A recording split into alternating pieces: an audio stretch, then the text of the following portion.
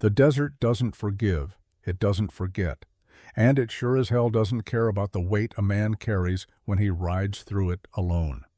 I learned that 3 years ago, learned it the hard way, the kind that leaves scars you can't see but feel every morning when you wake up wondering why you bothered opening your eyes at all. My name is Cole Hartigan. Used to be a name that meant something. U.S. Marshal, they called me.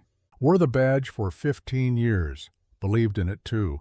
Believed that law and justice were the same thing. Funny how a man can be so wrong about everything that matters. The sun was high and merciless when I found the wagon train, or what was left of it. Smoke still rising in thin black columns against the pale sky, the kind of smoke that comes from burned canvas and burned dreams. The smell hit me first. Gunpowder, charred wood, and underneath it all, something worse, something final. I'd been tracking this train for 2 days. Should have caught up to them yesterday, but my horse threw a shoe near Copper Ridge, and I had to walk 5 miles to the nearest settlement. 5 miles, that's all it took.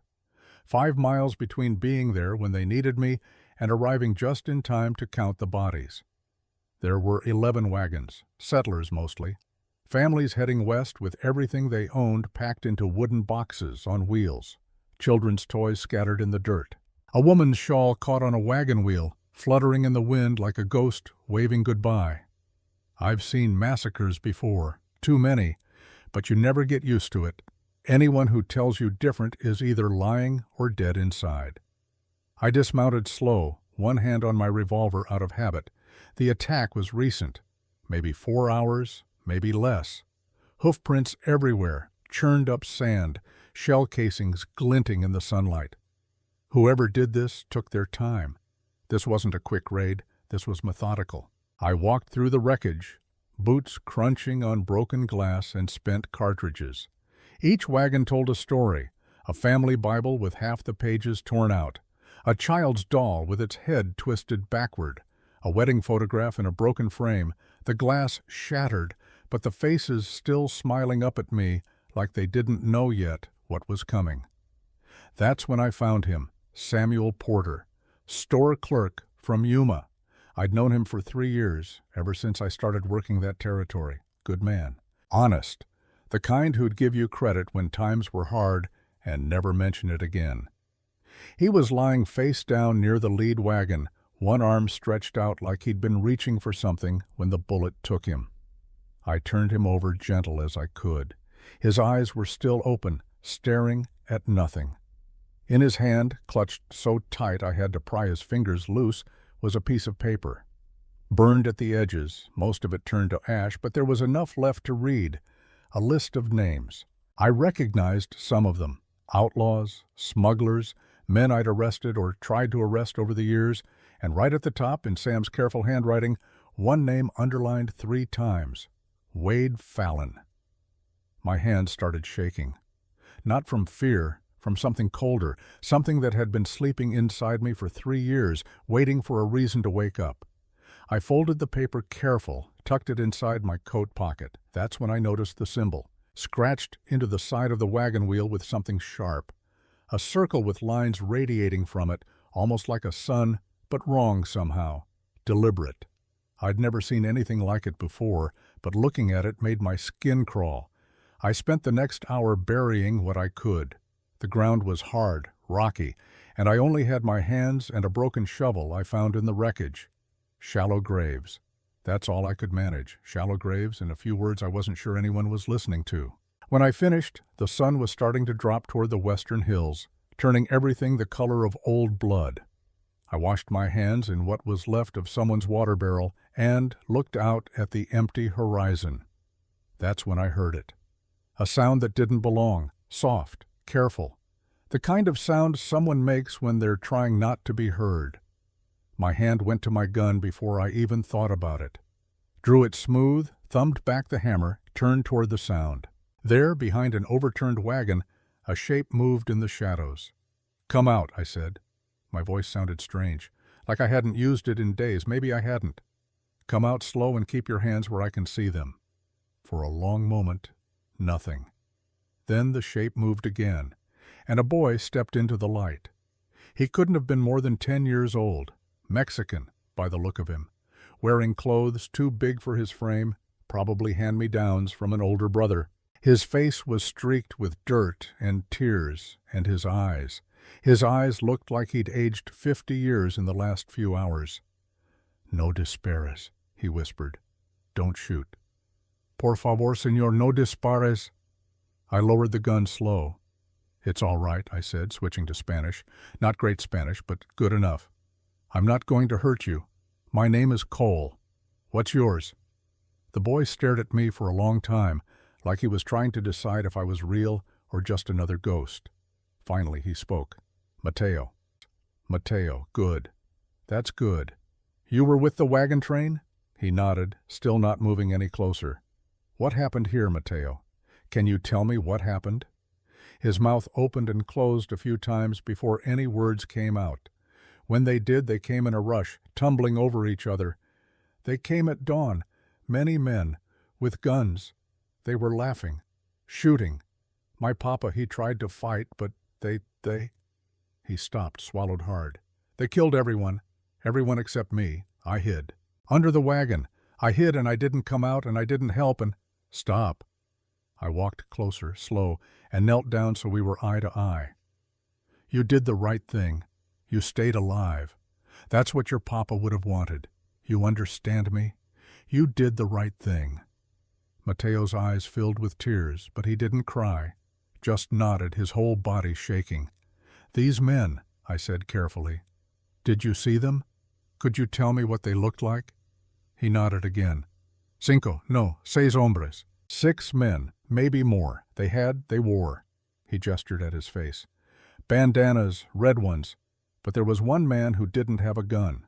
That caught my attention. "Didn't have a gun? You're sure?" "See." He just stood there, watching. "The others, they called him." He paused, searching for the word. "El susurro," the whisper. He didn't shoot anyone. He just watched and smiled, and sometimes he would whisper things to the others, and they would laugh. A chill ran down my spine despite the heat. This man, El Susurro, what did he look like? Mateo closed his eyes like he was trying not to see it again. Tall, thin, all in black. He wore a mask, leather, covered half his face, and his voice. He shivered. His voice was like a snake. Did they say where they were going? Anything about what they were looking for? They took things from the wagons, money, guns, but they were looking for something else too. Papers. They kept asking about papers. One of them, he had a symbol on his hand. Here. He held up his arm, pointing to his forearm. A tattoo. Like this. He bent down and drew in the dust with his finger. The same symbol I'd seen on the wagon wheel. A circle with radiating lines.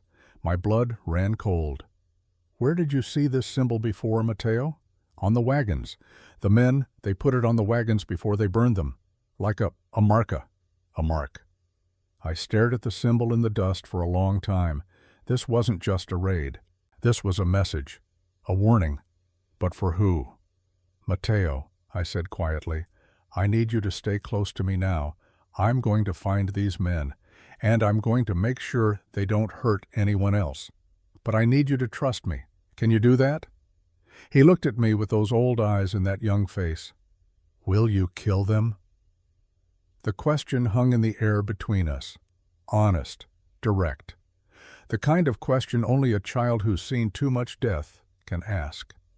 If I have to, I said. Because lying to him would have been worse. He nodded slowly.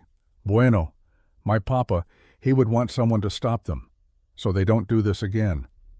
We gathered what supplies we could salvage, some hardtack, a canteen, a blanket that wasn't too badly burned. I checked my ammunition. 12 rounds in my Colt, another 20 in my belt. Not much, but it would have to do. As the sun touched the horizon, I helped Mateo up onto my horse. He weighed almost nothing, all bones and fear. I swung up behind him and looked back one last time at the burned wagons, the shallow graves, the crows already circling overhead. Vamos, Mateo whispered. Let's go. I turned the horse north, following the tracks that led away from the massacre. Deep prints, heavy horses. Moving fast but not panicked. Professional. That's what worried me. These weren't desperate men. These were men who knew exactly what they were doing. We rode for an hour in silence.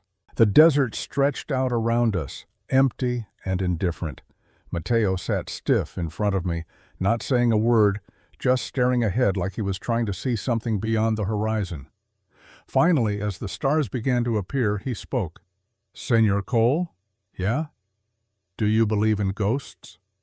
I thought about that for a moment, thought about Sarah and Emma, about the way I still set out 2 plates sometimes at dinner before I remembered, about the dreams where they're alive and smiling, and then I wake up and remember all over again. "Yeah," I said quietly, "I believe in ghosts." "I think my papa is a ghost now," Mateo said. "I think he's watching me, making sure I'm safe." "I think you're right. Do you have ghosts, Senor Cole?" My hand moved without thinking, touching the pocket where I kept the locket. Gold chain, worn smooth from 3 years of running my fingers over it. Inside, a lock of hair, blonde, like wheat in summer. Emma's hair, and a photograph of Sarah, her smile frozen forever in silver and paper. "Yeah," I said, "I have ghosts." We made camp that night in a small hollow between 2 rock formations. No fire, too risky. Mateo fell asleep almost immediately, exhausted by fear and grief. I sat with my back against the rock, rifle across my knees, and stared up at the stars. I hadn't thought about Wade Fallon in almost a year. Last I'd heard, he'd gone south into Mexico, running guns or smuggling or whatever it is men like him do when they can't wear a badge anymore. Yeah, Fallon used to be law. Deputy out of Yuma, worked under the territorial marshal. Good at his job too, maybe too good. Started to realize he could make more money taking bribes than taking arrests. I'd been the one to figure it out, found evidence, brought it to the marshal. Fallon got wind of it before we could move. Shot 2 deputies in the process of escaping. Last I saw him was 3 years ago, right before Red Creek, right before everything fell apart. I pulled out the locket, opened it in the starlight. Sarah's face looked back at me, forever young, forever smiling. Emma beside her, gap-toothed and laughing.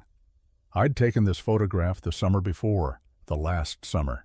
The summer when I still believed that law and justice were the same thing, that protecting people meant wearing a badge, that the world made sense. Red Creek changed all that. I was supposed to be home that night, supposed to be there with Sarah and Emma, supposed to be the husband and father they needed. But Marshal Thornton had called me in, said there was trouble brewing on the eastern edge of the territory. Indian unrest, he'd said. Possible raid. Need you to scout it out, Cole. Just for a day or 2. Take some men, check it out, come back. So I went, because that's what you do when you wear the badge. You go when they tell you to go. 2 days later, I came back to Ash and Bones. They told me it was an Apache raid, said it came out of nowhere, fast and brutal. Sarah and Emma didn't have a chance. Half the town burned, 15 people dead, my family among them. I buried them in the town cemetery, 2 graves, 2 headstones, 2 names carved in stone. And then I stopped being a marshal. I pulled the badge off my chest, dropped it on Thornton's desk, and walked out. Didn't say a word. What was there to say? The law couldn't protect my family. The badge was just a piece of metal. Justice was just a word people used to feel better about the things they couldn't change. For 3 years, I'd been drifting, taking jobs where I could, tracking bounties, escorting cargo, sometimes just riding from town to town with no destination in mind, trying to outrun the ghosts, trying to forget. But you can't outrun ghosts. They follow you wherever you go. And forgetting. That's just another word for dying inside. I closed the locket, tucked it back inside my shirt. Somewhere out there in the darkness, Wade Fallon was riding toward whatever hole he planned to hide in, and El Sussurro, the whispering man, was with him. Tomorrow, I'd start tracking them in earnest. Tomorrow, A sound cut through my thoughts, soft, careful. The same kind of sound Mateo had made earlier. My hand was on my gun before I even consciously registered it. I stood up slowly, positioning myself between the sound and Mateo's sleeping form. I know you're there, I said quietly. Step into the moonlight where I can see you. For a long moment, nothing. Then, movement. A figure emerged from behind a cluster of rocks about 30 feet away. Slim, moving with a grace that spoke of someone used to traveling light and fast. The moonlight hit her face, and I saw her clearly for the first time. Apache, young, maybe early 20s, long dark hair tied back with a strip of leather. She wore a mixture of traditional dress and practical traveling clothes, moccasins worn thin from miles of walking.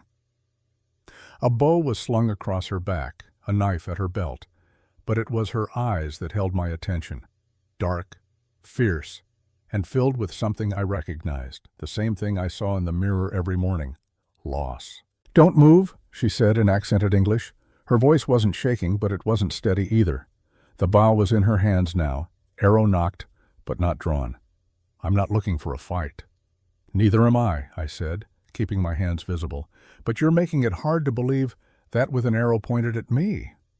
Her eyes flicked to the badge still faintly visible on my vest, dulled from sand and sun. "Lawman," she said, and there was something like contempt in her voice. "Used to be." That seemed to surprise her.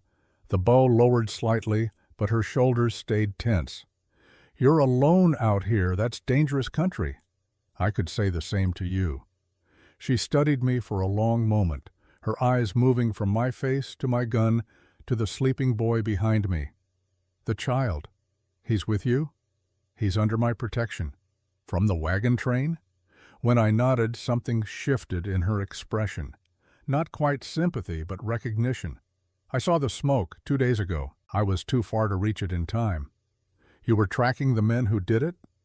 Another long pause. Then slowly, she lowered the bow completely. "I'm looking for my brother. He was taken after a raid near the White River, maybe by the same men you follow." My pulse quickened. "Describe them."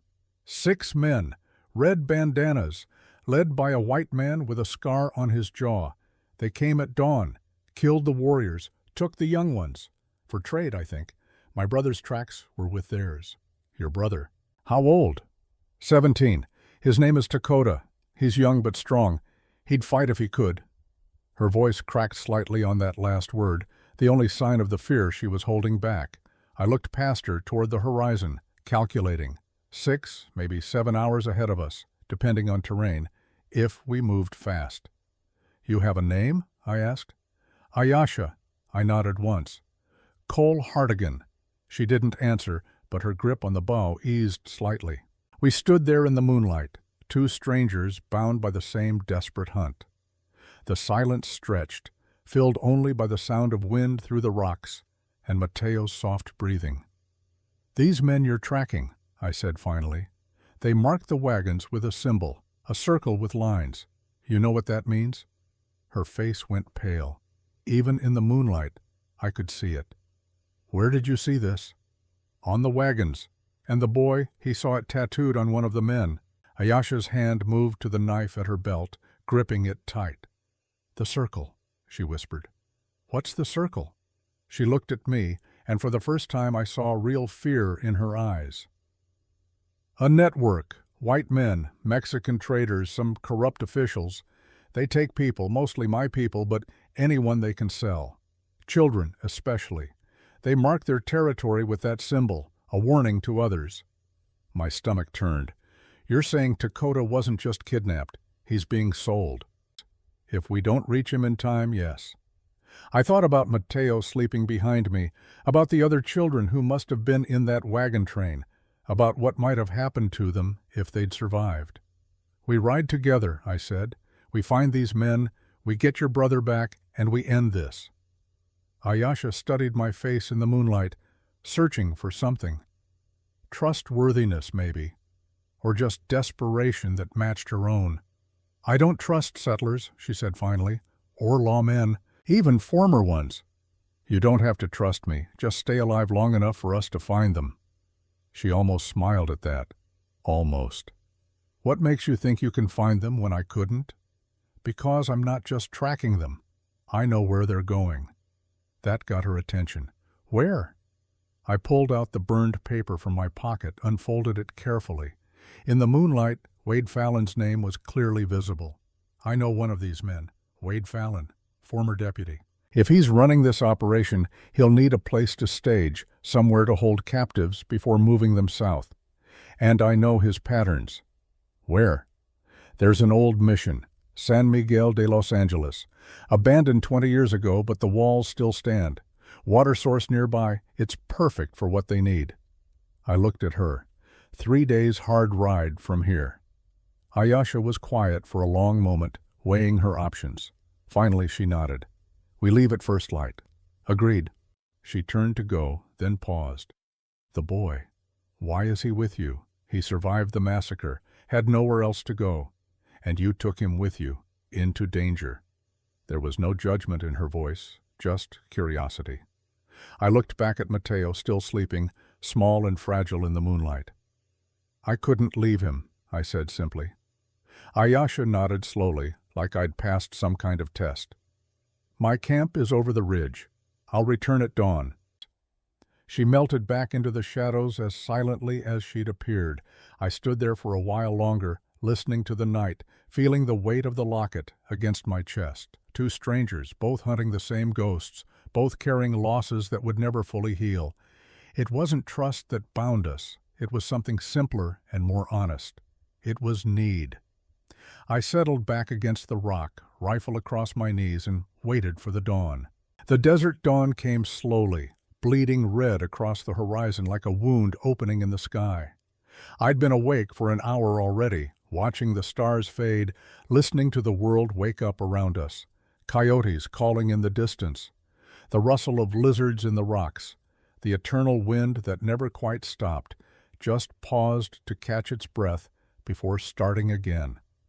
Mateo stirred as the first light touched his face. He sat up fast, eyes wild, hand reaching for something that wasn't there. The way people do when they wake up from nightmares and can't remember for a second where they are. Easy, I said quietly. You're safe. His eyes found mine, focused, and the panic faded. But it didn't disappear. I don't think it ever really would. I dreamed about my papa, he said in Spanish, his voice small and rough from sleep. Good dreams or bad? He was calling for me, but I couldn't find him. I kept running, but he kept getting farther away. He rubbed his eyes with dirty fists. Do you think he's angry that I hid? I moved closer, crouched down so we were eye level. No, Mateo, I think he's proud. You survived. That's what he wanted. That's what any father would want. Even if I was scared? Especially then. Being brave isn't about not being scared. It's about doing what needs to be done even when you are scared. He thought about that, his young face serious. Are you scared, Senor Cole? The honest answer surprised me. Yeah, sometimes. What are you scared of? I touched the locket through my shirt without thinking. Forgetting. Failing. Being too late. I paused. But mostly I'm scared of stopping. Because if I stop moving, if I stop trying to make things right, then I have to sit with everything I did wrong, and I'm not ready for that yet. Mateo nodded like he understood, which maybe he did. Children who've seen death grow old fast. A sound made us both turn. Ayasha emerged from the rocks, moving with that same careful grace I'd noticed last night. In the daylight I could see her more clearly. The scar on her right arm was long and deliberate, not from any accident. Her clothes were worn but well-maintained, patched in places with different materials. She carried herself like someone who'd spent more time running than resting. She looked at Mateo first, something softening in her eyes, then at me, and the softness disappeared. We should move, she said. The tracks I was following led northeast, same direction as your mission. I stood up, began gathering our sparse supplies. How long have you been tracking them? 4 days. Lost the trail twice, once in a river crossing, once in a sandstorm. She paused. They're good at covering their tracks. Professional. Fallon always was. She caught something in my voice. You knew him. Before. It wasn't a question, but I answered anyway. He was a deputy when I was a marshal. Good at his job. Too good. Started realizing he could make more money on the wrong side of the law. And you tried to stop him, yeah? Did you? I thought about the 2 deputies Fallon had killed when he ran. Good men, men with families. Not well enough. Ayesha studied me for a moment, then turned to Mateo. What's your name, little one? Mateo. His voice was quiet, uncertain. Mateo, I am Ayesha. You're safe with us. Do you understand? We will find the men who hurt your family, and we will stop them from hurting anyone else. The certainty in her voice seemed to steady him. He nodded, standing up straighter. We broke camp quickly. Ayesha insisted on scouting ahead first, moving through the rocks like water, barely disturbing the sand. I watched her work, impressed despite myself. She read the land the way most people read books, seeing stories in every disturbed stone, every broken branch. When she returned, her face was grim. They passed through here, yesterday morning. 6 horses, maybe 7. One is carrying double weight, probably prisoners. How can you tell?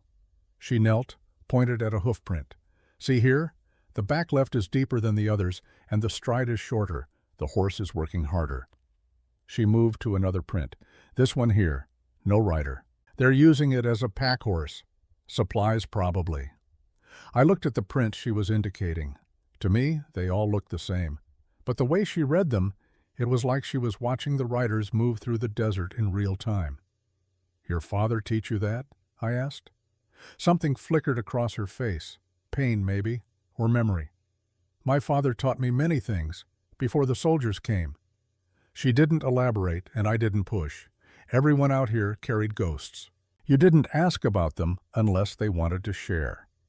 We mounted up, Mateo in front of me again. Ayesha had no horse, but she moved on foot with an easy lope that kept pace with us.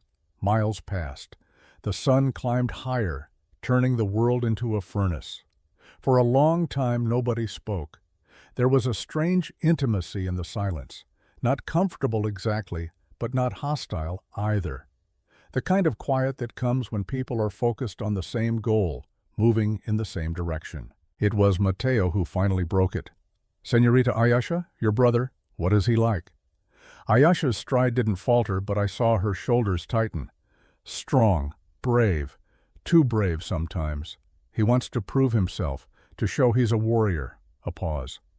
He's too young to know that survival matters more than glory. My papa used to say the same thing, Mateo said quietly. He said there's no shame in living to fight another day. Your father was wise. They fell quiet again, but something had shifted. Some invisible barrier had thinned. We stopped near noon to water the horse and rest in the shade of a rock overhang.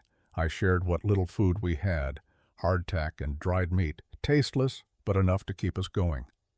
Ayesha produced some kind of root vegetable from her pack, offered half to Mateo. Yucca root, she explained, fills the belly, tastes like dirt, but it keeps you strong. Mateo took it gratefully, gnawing on it with the single-minded focus of a hungry child. I watched Ayesha as she ate. Now that we weren't moving, I could see the exhaustion she'd been hiding, dark circles under her eyes, the slight tremor in her hands that she tried to control. She'd been pushing herself hard, probably for days. When did you last sleep? I asked. She looked up, surprised by the question. I sleep when I need to. That's not an answer. 2 days ago, maybe 3. She shrugged like it didn't matter. Time becomes strange when you're hunting. I knew what she meant. The way days blurred together, the way you stopped counting hours and started counting heartbeats, breaths, moments of alertness before the exhaustion dragged you under. You need to rest, I said. Can't help your brother if you collapse. Her eyes flashed. I don't need a white man telling me what I need. The words hung in the air between us, sharp and defensive. Mateo looked between us, worry on his young face. I kept my voice level. Wasn't trying to tell you anything, just stating a fact. You're no good to anyone dead on your feet. She stared at me for a long moment, jaw tight. Then slowly, the anger faded. You're right. I know you're right. But every hour I rest is an hour they have to take him farther away. And every hour you push yourself past your limit is an hour closer to breaking. We're 3 days out from the mission. You won't make it at this pace." Ayasha looked away toward the horizon where heat shimmer made the air dance. "He's all I have left," she said quietly. "Everyone else, my parents, my sisters, the soldiers took them, or the sickness did, or the hunger when they forced us onto the reservation." She turned back to me. "Dakota is all that remains of my family. If I lose him—" She didn't finish the sentence. She didn't have to. I thought about Sarah and Emma. About the 3 years I'd spent telling myself they were gone, trying to accept it, trying to move forward, and failing. Every single day, failing. "I understand," I said. And I did. Something passed between us then, not quite trust, but recognition. The kind that only comes when two people have lost the same things in different ways. 2 hours, Ayasha said finally. "I'll rest for 2 hours. Then we move." I nodded. "Fair enough." She settled back against the rock, and within minutes her breathing had evened out. Sleep took her fast and hard, the way it does when your body has been running on will alone. Mateo looked up at me. "She's sad like you," he said. "Yeah, she is." "Will finding her brother make her less sad? Like finding the bad men will make you less sad?" I wished I had a good answer for that, something wise and comforting, but all I had was the truth. "I don't know, Mateo, I hope so, but sometimes the sadness stays. You just learn to carry it better." He seemed to accept that, curling up beside me and closing his own eyes. Within minutes, he too was asleep. I sat there in the shade, rifle across my knees, keeping watch. The desert stretched empty in all directions, no movement except the heat shimmer and the slow circle of a hawk overhead. Hunting, always hunting. My hand moved to the locket again, a habit now, like breathing.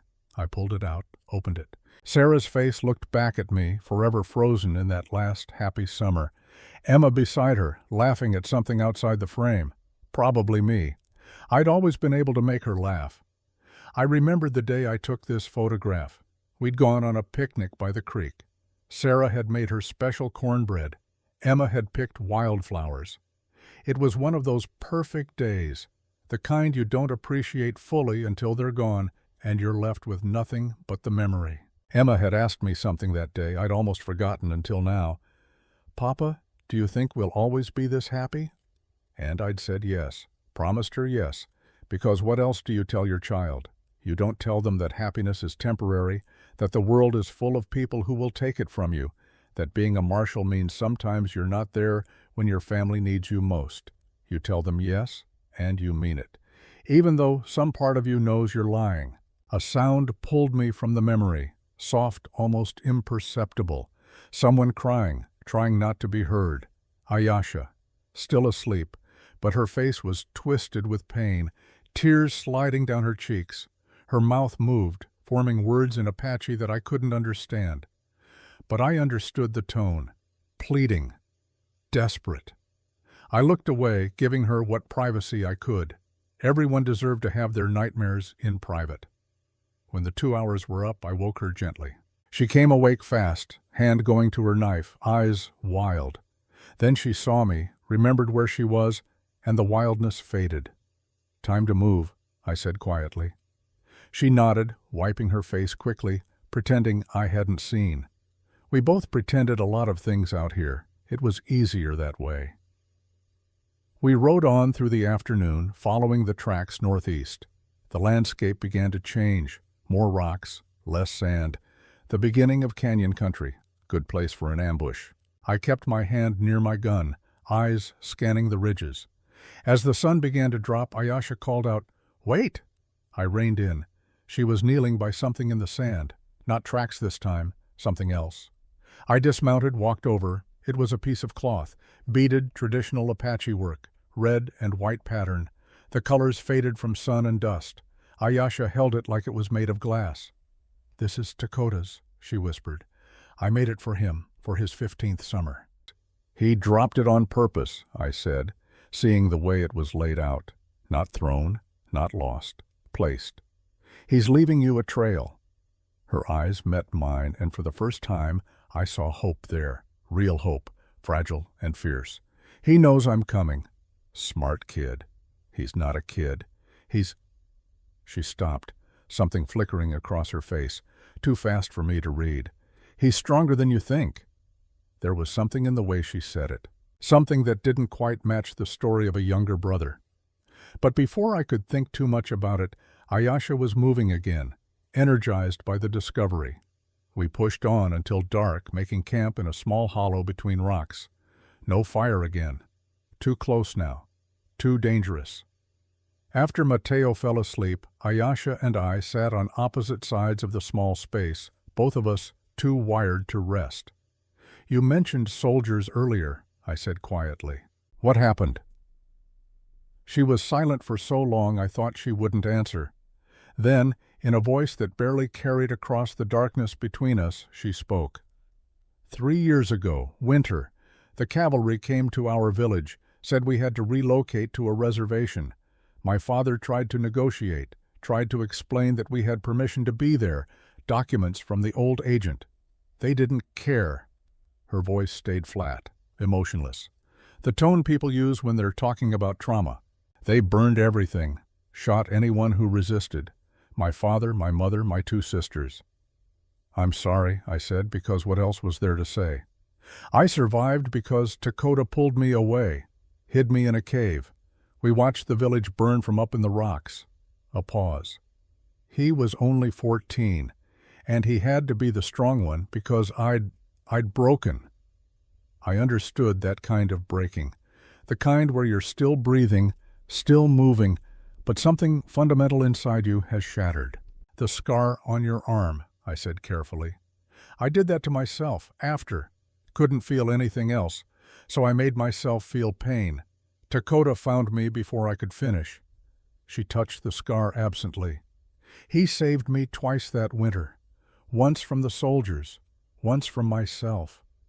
We sat in silence after that, the kind of silence that holds weight, that acknowledges things too big for words.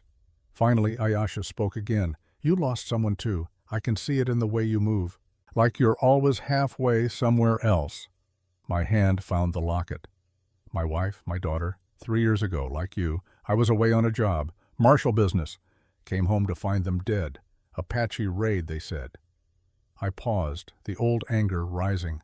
But I never believed it. It never made sense. The timing, the location, the way. The way what? The way they died. Too quick, too efficient. Raiders want supplies, horses, sometimes revenge. This was different, targeted. I looked at her across the darkness. I think someone wanted them dead. I think someone wanted me destroyed. Who? That's what I've been trying to figure out for 3 years, and until today I had no leads. But now. I pulled out the burned paper, though we couldn't see it in the darkness. Now I have Wade Fallon, and the circle, and maybe, finally, some answers. Ayasha was quiet for a moment. What will you do when you find the answers? I don't know, I admitted. I used to think I'd kill everyone responsible, burn down the world if I had to, but now I just want to know why. I want to understand what Sarah and Emma did to deserve that kind of end. My voice cracked. And then I'll decide. Revenge doesn't bring them back, Ayasha said softly. I know. I spent 2 years hunting the soldiers who killed my family. Found 3 of them. Killed 2, she paused. It didn't help. Didn't make me feel better. Didn't bring anyone back. Just added more ghosts. What about the 3rd soldier? I let him go. Told him to live with what he'd done, to remember every day what he'd taken from me. She shifted in the darkness. I think that was worse for him than death. I thought about that, about the weight of living when you should have died, the burden of memory. Maybe you're right, I said. Maybe revenge won't help, but I can't just let it go, can't just walk away. I'm not saying walk away, I'm saying make sure you know what you're fighting for, the dead or the living. Before I could respond, Mateo cried out in his sleep. We both moved toward him instantly. He was thrashing, caught in a nightmare, words spilling out in Spanish too fast to follow. Ayasha reached him first, gathering him close, speaking in her own language, soft, rhythmic words that seemed to pull him back from wherever the nightmare had taken him. He woke slowly, gasping, clutching at her like she was the only solid thing in a shifting world. "Shh," she murmured. "You're safe. I have you." I watched them in the faint starlight, watched Ayasha rock Mateo gently, humming something low and mournful. And I saw it. The way she held him, the way her hand cradled his head, the absolute certainty in her movements. This wasn't the first time she'd comforted a frightened child. This was practiced, natural. Something clicked in my mind. The way she'd said Dakota was stronger than I thought. The way she'd hesitated before correcting herself, saying he wasn't a kid. The fierce, desperate protectiveness that went beyond sibling bonds. Dakota wasn't her brother, or not just her brother. He was her son. I didn't say anything. Some secrets people need to keep. Some truths are too raw to speak aloud. But I understood now. Understood the depth of her terror, the reason she'd push herself to death if it meant finding him. When Mateo finally settled back to sleep, Ayasha stayed close to him, one hand on his back, keeping watch. She looked up and caught me staring. "What?" she asked, defensive. "Nothing," I said. "Just, you're good with him." Something passed across her face. Relief, maybe, that I wasn't asking the questions I could have asked. Children who've seen violence need gentle hands afterward, need to know the world isn't only cruelty. "Yeah," I said, "they do." We sat in silence after that, both of us thinking our own thoughts, carrying our own ghosts. The stars wheeled slowly overhead, indifferent to human pain, to loss, to the desperate hunts that drove people like us across endless deserts. Somewhere out there, Dakota was alive. Had to be, because the alternative was too horrible for Ayasha to survive. Somewhere out there, Wade Fallon knew secrets about the night Sarah and Emma died, secrets I'd spent 3 years trying to forget and failing. And somewhere between here and the old mission, all our paths would cross, all our ghosts would gather. I just hoped we'd all survive the reunion. As dawn approached, Ayasha spoke one more time. "Cole, when we find them, Fallon and his men, what happens if you have to choose between your answers and saving Dakota?" I thought about it, really thought about it. 3 years ago, I would have chosen my answers without hesitation. Would have sacrificed anything to know the truth about Sarah and Emma, but something had changed. Maybe it was Mateo sleeping peacefully now, trusting me to keep him safe. Maybe it was Ayasha who'd shared her brokenness with me and hadn't flinched from mine. Maybe it was just exhaustion, or time, or the slow erosion of rage into something more manageable. "I'd choose Dakota," I said finally. "The living matter more than the dead." Ayasha nodded slowly, and something like respect flickered in her eyes. "Good, because I'd do the same for Emma, if she were alive." The words hit me like a physical blow. If she were alive. 2 words that contained an entire universe of grief and regret. "Thank you," I managed. She didn't ask what for. She understood. As the first gray light began to seep across the horizon, we prepared to move. 3 days to the mission now. 3 days until we'd face whatever waited in that abandoned place. 3 days until all our ghosts came home to roost. I helped Mateo up onto the horse, checked my guns one more time. Ayasha stood beside us, bow across her back, eyes fixed on the northeast where the tracks led. "Ready?" I asked. She nodded. "Let's go find our families." And we rode toward the sunrise, 3 broken people held together by the thinnest of threads. Hope, desperation, and the stubborn refusal to let the people we loved disappear without a fight. The desert stretched before us, vast and cruel and beautiful. Somewhere in its heart, Wade Fallon was waiting. So was El Susurro, the Whispering Man. So was whatever truth lay buried in 3 years of lies and loss. But we were coming, slow and battered and half-broken. But coming. Because that's what you do when you have ghosts to lay to rest. You keep riding, even when every part of you wants to stop. Even when the weight of loss feels heavier than the gun on your hip. Even when you're not sure anymore whether you're hunting for justice or just running from yourself. You keep riding until you can't anymore, or until you finally find what you've been looking for all along. 3 days of riding changes a person, not in big ways, not in the ways you'd notice if you were just passing through, but in the small things. The way silence stops feeling empty and starts feeling like a shared language. The way you learn someone's rhythm, their breathing, the subtle shifts in posture that mean they're tired or hurting or thinking about things they won't say aloud. I learned Ayasha in those 3 days. Learned that she checked on Mateo every hour, making sure he had water, that the sun wasn't burning him too badly. Learned that she never complained, even when I could see the exhaustion pulling at her like gravity. Learned that she hummed when she thought no one was listening, the same mournful tune over and over, something that sounded like a lullaby and a funeral song at the same time. And she learned me too. Must have. Because on the second night, when I woke from the nightmare sweating and gasping, she didn't ask what I'd seen, just moved closer, sat within arm's reach, and stayed there until my breathing steadied. Didn't speak, didn't touch, just stayed. That meant more than any words could have. By the 3rd day, the landscape had changed completely. We'd left the open desert behind, entering a region of twisted canyons and red stone walls that rose like the bones of ancient giants.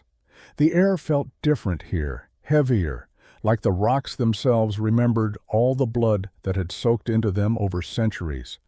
The tracks were fresher now, maybe 12 hours old. We were gaining on them. It was mid-morning when Ayasha held up her hand, signaling us to stop. I reined in immediately, hand moving to my rifle. She stood absolutely still, head tilted, listening to something I couldn't hear. After a long moment, she moved to a cluster of rocks, knelt down, studied the ground. When she looked back at me, her face was pale. They camped here last night, maybe early this morning. I dismounted, walked over. The signs were there once you knew what to look for. Disturbed sand where bedrolls had been laid out. Stones arranged in a circle for a fire, though the ashes were cold now, and something else. Boot prints, lots of them, more than 6 men. How many? I asked quietly. Ayasha moved through the camp like a ghost, reading the story the earth told her. 8, maybe 9. 2 of them are new. Joined them here. They're consolidating forces. 2 of them are new. Joined them here. She paused at a spot near what must have been the fire. They kept someone tied up. Here. You can see where the rope wore against the rock. My chest tightened. Dakota? Could be. Or other prisoners. She moved to another spot, knelt again. Her hand shook as she picked something up. A small piece of turquoise, carved in the shape of a bird. This is his. I gave it to him on his naming day. She closed her fist around it, and for the first time since I'd met her, I saw her composure crack. Not much. Just a tremor in her jaw, a brightness in her eyes that might have been tears if she'd let them fall. But she didn't. Just stood up, tucked the turquoise into her pocket, and kept moving. There's something else, she said, her voice carefully controlled. Come look at this. I followed her to the edge of the camp where the tracks led away. She pointed at a set of prints different from the others, lighter, barefoot. Child, she said, small, maybe 6 or 7 years old, walking between 2 horses. She traced the path with her finger. See how the stride is irregular? They're struggling to keep up, exhausted. Mateo had climbed down from the horse and was standing beside us now. He looked at the small footprints, and his face went gray. There was a little girl, he said quietly, in our wagon train. Anna. She was 6. She liked to braid flowers into her hair. His voice cracked. I saw them put her in a wagon. Before they burned everything, I thought maybe she was already. She's alive, Ayasha said firmly. These tracks are fresh. She's alive, and we're going to get her back. The certainty in her voice seemed to steady Mateo. He nodded, wiping his eyes with the back of his hand. I looked ahead toward where the tracks disappeared into a narrow canyon. How far to the mission from here? Half a day, maybe less if we push hard. Ayasha's hand moved to her bow, but they're close now, very close. We need to be careful. We moved into the canyon slowly, every sense heightened. The walls rose high on either side, blocking out most of the sky, turning the world into a ribbon of shadow and stone. Our footsteps echoed strangely, making it impossible to tell if we were hearing our own sounds or someone else's. Perfect place for an ambush. I kept my rifle ready, eyes scanning the ridges above. Ayasha moved ahead of us, reading the trail, her body tense as a drawn bowstring. Mateo stayed close to the horse, quiet and watchful. We'd been in the canyon maybe an hour when Ayasha stopped again. This time, she turned to me, and the look on her face made my blood run cold. "Smell that?" she whispered. I did, faint but unmistakable. Wood smoke, and underneath it, something else. Something that made my stomach turn, burning flesh. We moved faster now, following the smell. The canyon opened into a wider space, almost like a natural amphitheater. And there in the center, we found them. Bodies, 3 of them, 2 men and a woman. Hands tied, throats cut, partially burned. They'd been dead maybe a day. The fire hadn't caught properly, probably put out by the wind, leaving them half consumed. Ayasha checked them quickly, professionally. "Not Apache," she said. "A Mexican, I think. Maybe traitors. Maybe just people in the wrong place." "Why kill them?" Mateo asked, his voice small and scared. I looked at the way they were positioned, the symbols carved into their clothes before they were burned, the same circle with radiating lines. "Message," I said. "The circle marking their territory, warning off anyone who might interfere." "Or covering their tracks," Ayasha added. "Dead witnesses can't talk." We buried them as best we could, quick and shallow, but better than leaving them for the scavengers. Mateo said a prayer in Spanish, his young voice clear in the canyon silence. I added my own, though I wasn't sure anymore who I was praying to. As we worked, I noticed Ayasha watching me. When we finished, she spoke. "You do this a lot. Bury strangers." "Someone should," I said. "World's got enough unmarked graves already." "Is that what you did? After your family? Buried them properly?" The question shouldn't have hurt as much as it did. "Yeah, stone markers, names carved deep. Sarah Elizabeth Hartigan, Emma Rose Hartigan. Plot in the town cemetery under a cottonwood tree. Sarah always liked cottonwoods." "But you don't visit." It wasn't a question. Somehow, she already knew. "Can't," I said. "Can't go back there. Can't stand looking at stones knowing they're under the ground, and I'm still up here, still breathing, still alive when they're not," she finished quietly. "Yeah." Ayasha was quiet for a moment, her hand absently touching the turquoise in her pocket. "I visit my family's graves every year, on the anniversary. It doesn't make it easier, but it feels like keeping a promise, like telling them they haven't been forgotten." "Maybe I'm afraid of what I'd say to them," I admitted. "Sorry doesn't seem like enough, and I can't promise them justice when I don't even know who took them from me." "Then promise them the truth. Promise them you won't stop looking until you find it." I looked at her, this woman I'd known less than a week, and wondered how she could see right through me so clearly. "Is that what you promised your family?" I asked. "No." Her voice went soft, distant. "I promised them I'd survive, that I'd make sure Dakota survived, that some part of us would keep going, keep living, keep remembering." She met my eyes. "That's why I can't lose him, Cole. He's not just my son. He's my promise kept." The word hung in the air between us. Son. She'd said it. Finally. Out loud. Mateo looked up, surprised, but not shocked. Maybe he'd figured it out already. Children are perceptive that way. "I know what you're thinking," Ayasha said, her voice defensive now. "That I lied. That I should have told you." "No," I said. "I'm thinking you did what you had to do to protect him, same as any parent would." She blinked, surprised by my response. "You knew, didn't you? You figured it out. Suspected, the way you talked about him. The way you held Mateo that night. You can't fake that kind of love. His father." She stopped, swallowed hard. His father was one of the soldiers, the ones who came to my village. I was 14. He was. It doesn't matter what he was. Dakota is mine. Only mine. And he doesn't know. The tribe. We decided he shouldn't know, that he should grow up believing he was born from love, not from violence, I finished gently. She nodded, looking away. If he knew what he came from. I don't think he could bear it. Maybe, I said. Or maybe he's stronger than you think. Maybe knowing wouldn't change how he sees himself, because he's had you, and you've loved him enough for 2 parents. Ayasha's eyes shone with unshed tears. I tried. God knows I tried. But some days I look at him and I see that soldier's face, and I hate myself for it. Hate that I can't separate what was done to me from who Dakota is. But you keep trying, I said. That's what matters. You keep choosing to love him anyway. She nodded slowly, wiping her eyes with the back of her hand. I have to. He's all I have left. Mateo walked over, slipped his small hand into Ayasha's. My mama used to say that love isn't about where you come from, it's about where you choose to go. Ayasha looked down at him, something breaking and healing simultaneously in her expression.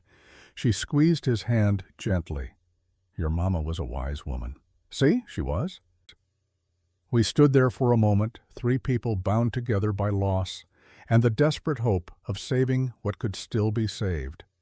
Then Ayasha straightened, wiped her face one more time, and her expression hardened back into focus.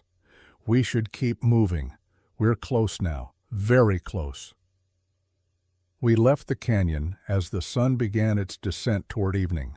The land opened up into a valley, and there, in the distance, I could see it, the mission, San Miguel de Los Angeles, built by Spanish priests 200 years ago, abandoned when the Apache Wars made this territory too dangerous. The walls still stood, sun-bleached adobe rising against the darkening sky. Even from here, I could see smoke rising from inside the compound. They were there. We made camp on a ridge overlooking the valley, hidden in rocks and scrub brush. From here, we had a clear view of the mission. I pulled out my field glass, studied the layout. The main building was a church, roof partially collapsed but walls intact. Around it, a courtyard enclosed by a low wall. I could see movement down there, men, horses, and near what looked like an old well, something that made my blood boil, a cage, makeshift, built from rough poles lashed together, and inside, figures huddled together. I passed the glass to Ayasha. She looked, and her hand tightened on it so hard I heard the leather case creak. That's him, she breathed. Dakota. I can see his, the beadwork. That's him. I took the glass back, focused where she'd indicated. A young man, tall and lean, with long dark hair. Even from this distance, even through the glass, I could see the resemblance. He sat with his back straight despite the cage, despite the chains. Proud, defiant. Your son, I thought. Brave like his mother. How many men? Ayasha asked, her voice tight with controlled emotion. I counted carefully. 8, maybe 9. 2 on watch, rest near the fire. They look professional, armed. This isn't going to be easy. I don't care about easy. I care about getting him out. We will, I said, but we need a plan. Can't just charge in. They'd kill the prisoners before we got close. Ayasha was quiet, thinking. I could see her mind working, calculating angles and distances. I can get close, she said finally. In the dark.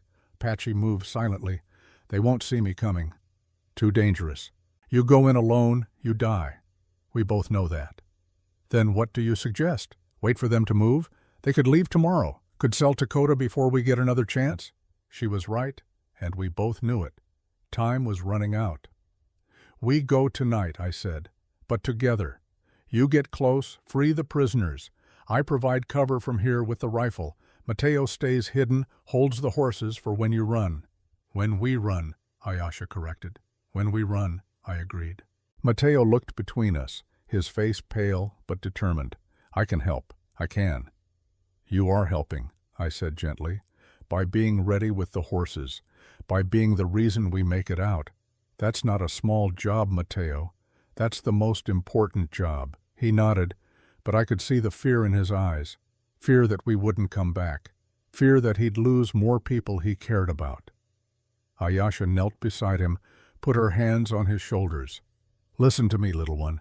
Cole and I were fighters. We know how to do this, but we need you to be brave in a different way. Can you do that? Can you be brave by waiting? I'll try, he whispered. That's all any of us can do. As darkness fell, we prepared. I checked my rifle, my revolver, counted ammunition. 20 rounds for the rifle, 12 for the pistol. Not much, but I'd made do with less.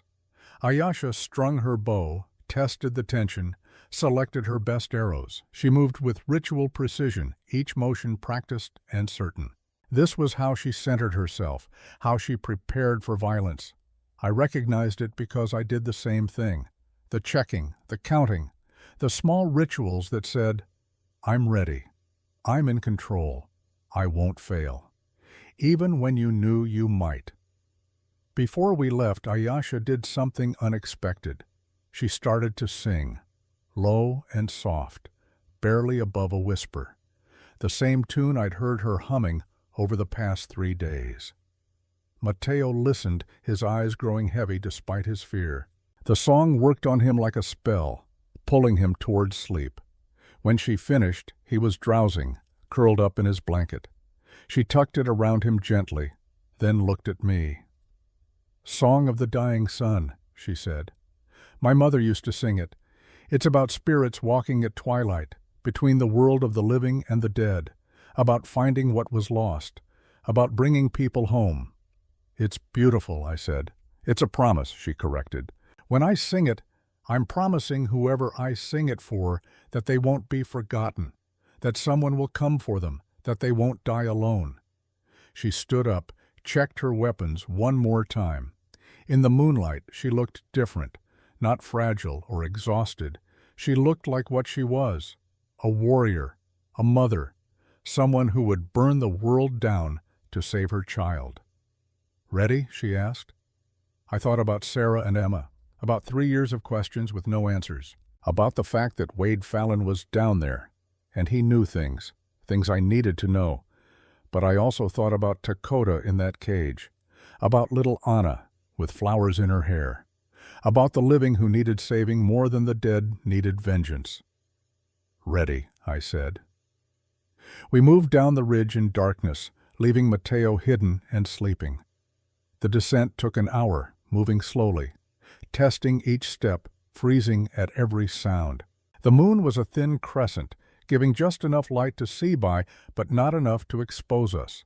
As we got closer, I could hear voices from the mission, laughter, someone playing a harmonica badly, the sounds of men who thought they were safe, who thought no one was coming for them. They were wrong. We split up at the base of the ridge. Ayesha would circle around to the east side where the wall was lowest. I would position myself on a rocky outcrop with clear sight lines to the courtyard. When she made her move, I'd provide covering fire. Simple plan. Probably going to go wrong. They always did. I settled into position, rifle resting on a flat rock. From here, I could see the whole courtyard, the fire in the center where most of the men sat, the cage near the old well, the 2 sentries walking lazy patrols. I found Ayesha in my scope, moving like a shadow along the mission wall. She reached the east side, paused, looked back toward my position. I couldn't see her face at this distance, but I felt the moment of connection. The silent question, "Are you ready?" I adjusted my aim, centered on the sentry closest to the cage, breathed slowly, letting my heartbeat settle into the familiar rhythm of preparation. Then Ayesha moved. She went over the wall like water flowing uphill, silent and impossible. I lost sight of her for a moment, then caught movement near the cage. The prisoners stirred, confused, frightened. Ayesha's hand appeared, gesturing for silence. One of the sentries turned, sensing something wrong. He took a step toward the cage, hand moving to his rifle. I squeezed the trigger. The shot cracked across the valley like thunder. The sentry went down, not dead but wounded, clutching his leg and screaming. All hell broke loose. Men scrambled for weapons, shouting, diving for cover. I fired again, hitting one near the fire. Aimed for a third, but he'd already found shelter behind a wagon. In the chaos, Ayasha was working on the cage, cutting through the rope bindings with her knife. The prisoners were pushing at the poles, helping her, desperate. I could see Dakota now, tall and strong, using his weight to force the poles apart. Another shot rang out, but not from me. Someone in the courtyard had spotted my muzzle flash. The bullet struck rock inches from my face, spraying chips of stone. I ducked, moved position, came up firing. The cage broke open. Prisoners spilled out, running for the wall. Ayasha was in the middle of them, bow drawn, protecting their retreat. She loosed an arrow, caught one of the outlaws in the shoulder as he tried to aim at the fleeing prisoners. I provided cover, firing methodically, making each shot count. Drop one man, suppress another, keep them pinned down while Ayasha and the prisoners ran. Then I saw him, emerging from the main building of the mission. Tall, wearing all black, a leather mask covering half his face.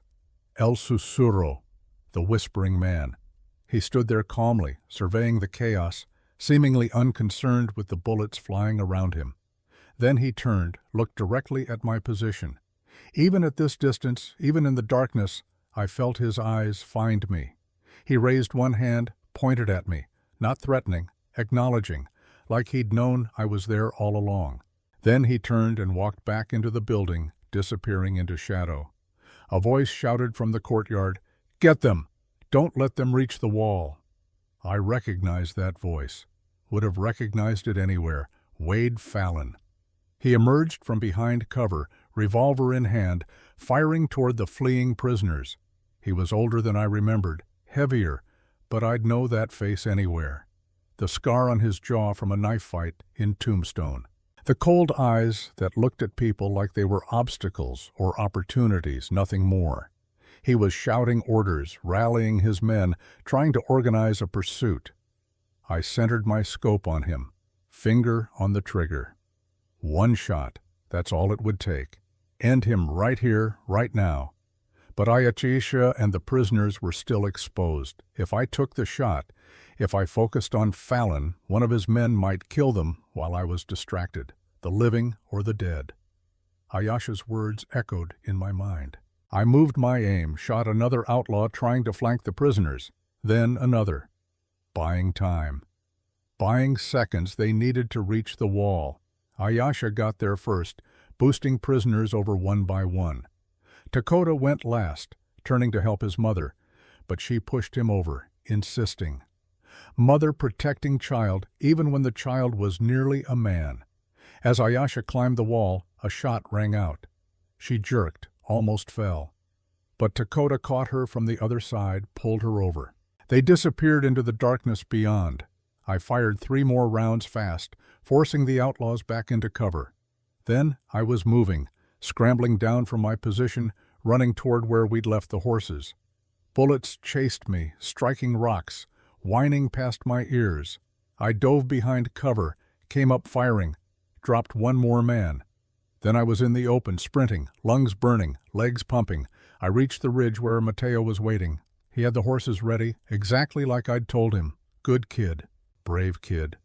"Where's Ayasha?" he asked, voice tight with fear. As if answering, figures emerged from the darkness.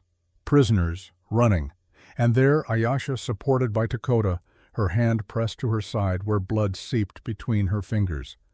"Go!" she shouted, "and go now!" We mounted in chaos, prisoners scrambling onto horses, doubling up. I pulled Mateo up behind me, kicked my horse into motion. Ayasha and Dakota shared a mount, her arms around his waist, holding on. Behind us, shouts. The sound of horses being saddled. They were coming. We rode hard through the darkness, the valley floor a blur beneath us. I could hear pursuit behind us, getting closer. They had more horses, fresher mounts. They'd catch us before dawn. I looked over at Ayasha. Even in the moonlight, I could see she was pale, swaying in the saddle. The wound was bad, maybe very bad. "Can you ride?" I shouted over the thunder of hooves. "Don't have a choice," she shouted back. Ahead, the land began to break up into canyon country again. Narrow passages, dead ends, places you could get trapped if you didn't know the way, but also places you could hide. I made a decision. This way. I veered left toward a canyon I'd scouted on the way in. The others followed. We plunged into darkness, walls rising on either side. The hoofbeats behind us echoed strangely now, making it hard to tell how close they were. I led us deeper, taking turns by instinct and memory, hoping I remembered right. After what felt like hours, but was probably minutes, I found what I was looking for. A narrow side passage, almost invisible in the darkness, barely wide enough for horses. "In here, quick!"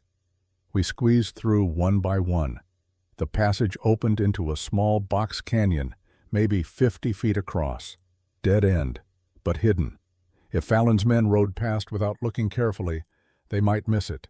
We dismounted quickly. One of the freed prisoners, an older man, came to Ayasha immediately. "I was a medico," he said in Spanish. "Let me look." Ayasha tried to wave him off, but Dakota held her firmly. "Let him help, Mother." Mother. He'd said it, out loud. No more pretense. Ayasha's eyes widened.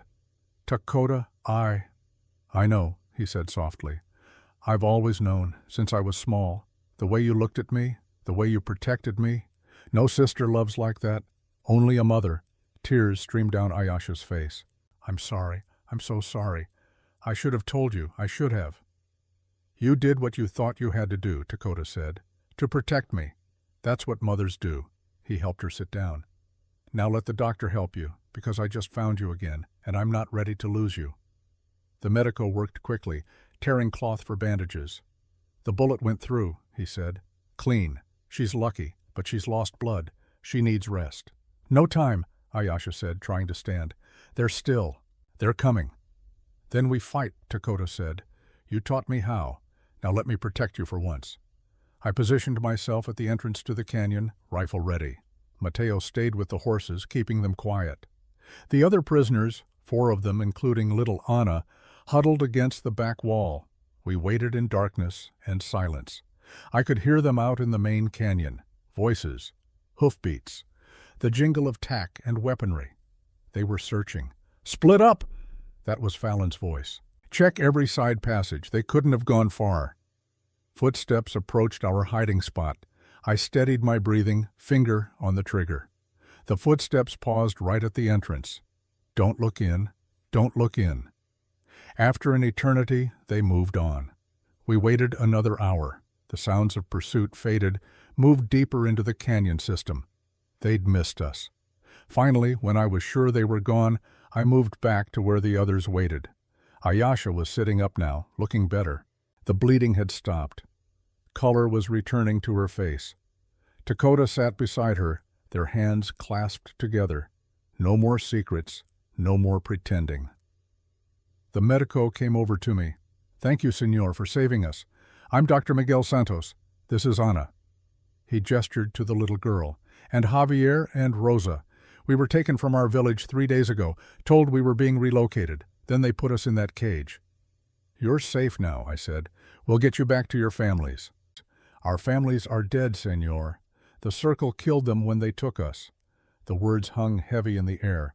More graves, more ghosts. "Then we'll find you somewhere safe," I said. "I promise."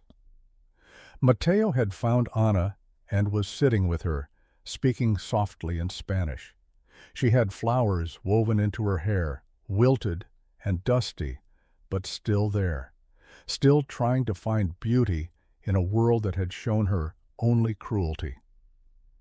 Dakota caught my eye, nodded in gratitude. I nodded back. No words needed. As the others settled into rest, I kept watch at the entrance. The adrenaline was fading now, leaving behind exhaustion and the awareness of how close we'd come to disaster. Ayasha appeared beside me, moving stiffly but steadily. "You should be resting," I said. "I'll rest when Dakota is truly safe, when all of them are safe." She looked out at the darkness. "They'll come back. When they realize we're not in the canyons, They'll search the whole area. I know. We need to move. Before dawn. You're not strong enough. I'm strong enough to do what needs to be done, she said firmly. I'm always strong enough for that. We stood in silence for a moment. Then she spoke again, quieter. Thank you for choosing us over Fallon. I saw you. In your scope. You had a clear shot, but you chose to protect us instead. Had to, I said simply. Because of what I said about the living mattering more than the dead? Because it was the right thing to do.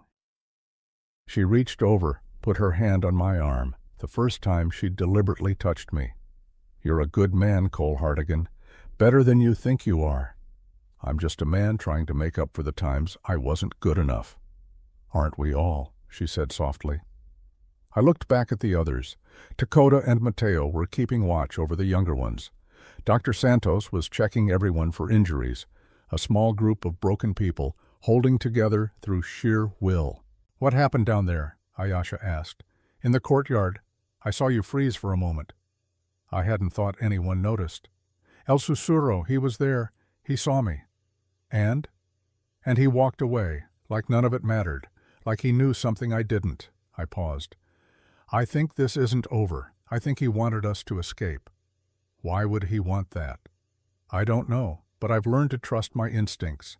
And my instincts say we just did exactly what he expected us to do. Ayesha frowned.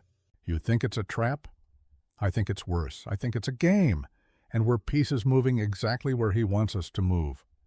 Before she could respond, Dakota called out softly, Someone's coming. We both turned, weapons ready. A figure emerged from the darkness. One person, hands raised, moving slowly. As they got closer, I recognized the uniform, cavalry, U.S. Army. The man stepped into our camp, and I could see him clearly now. An officer, captain's bars on his shoulder, face weathered from sun and wind, and in his eyes something that made my blood run cold, recognition. He looked at Ayesha first, and she went rigid beside me. You, she breathed. Hello, Ayesha, the captain said. His voice was calm, almost gentle. It's been a long time. Not long enough, Captain Morrison. Morrison. The name clicked. This was the cavalry officer Ayesha had mentioned, the one who'd been at her village, the one who'd allowed the massacre. I stepped between them, rifle raised. State your business, Captain. He looked at me, and something flickered across his face. Surprise? Maybe even guilt? My business is stopping the circle, Mr. Hartigan, same as yours. How do you know my name? Because I've been tracking this operation for 6 months, and because 3 years ago I was the one who sent you to Red Creek. He paused. On orders from Marshal David Thornton. The world tilted. What did you say? Red Creek? Your wife and daughter. I'm sorry, Hartigan. I was following orders. I didn't know. I swear I didn't know what Thornton was planning. My hands were shaking. What was he planning? Morrison looked at me with something like pity. To get you out of the way. You were getting too close to the Circle's operations. Thornton is, one of their main protectors. He needed you gone, but couldn't kill a marshal directly, so he sent you away and arranged for your family to be killed. Made it look like an Indian raid. The rifle nearly fell from my hands. 3 years. 3 years of believing, of mourning, of hating the wrong people. It wasn't Apache, I whispered. No, it was the Circle. With Thornton's blessing and my unit as cover, we were supposed to be responding to an Apache uprising, but there was no uprising, just murder dressed up as war. I wanted to kill him. Wanted to put a bullet between his eyes right there, but the look on his face stopped me. He was disgusted with himself, with what he'd been part of. Why are you telling me this? I asked. Because I can't undo what I did, but I can help you stop it from happening to anyone else. The Circle is bigger than Fallon, bigger than Thornton. It goes all the way to Santa Fe, maybe Washington. He gestured to the freed prisoners.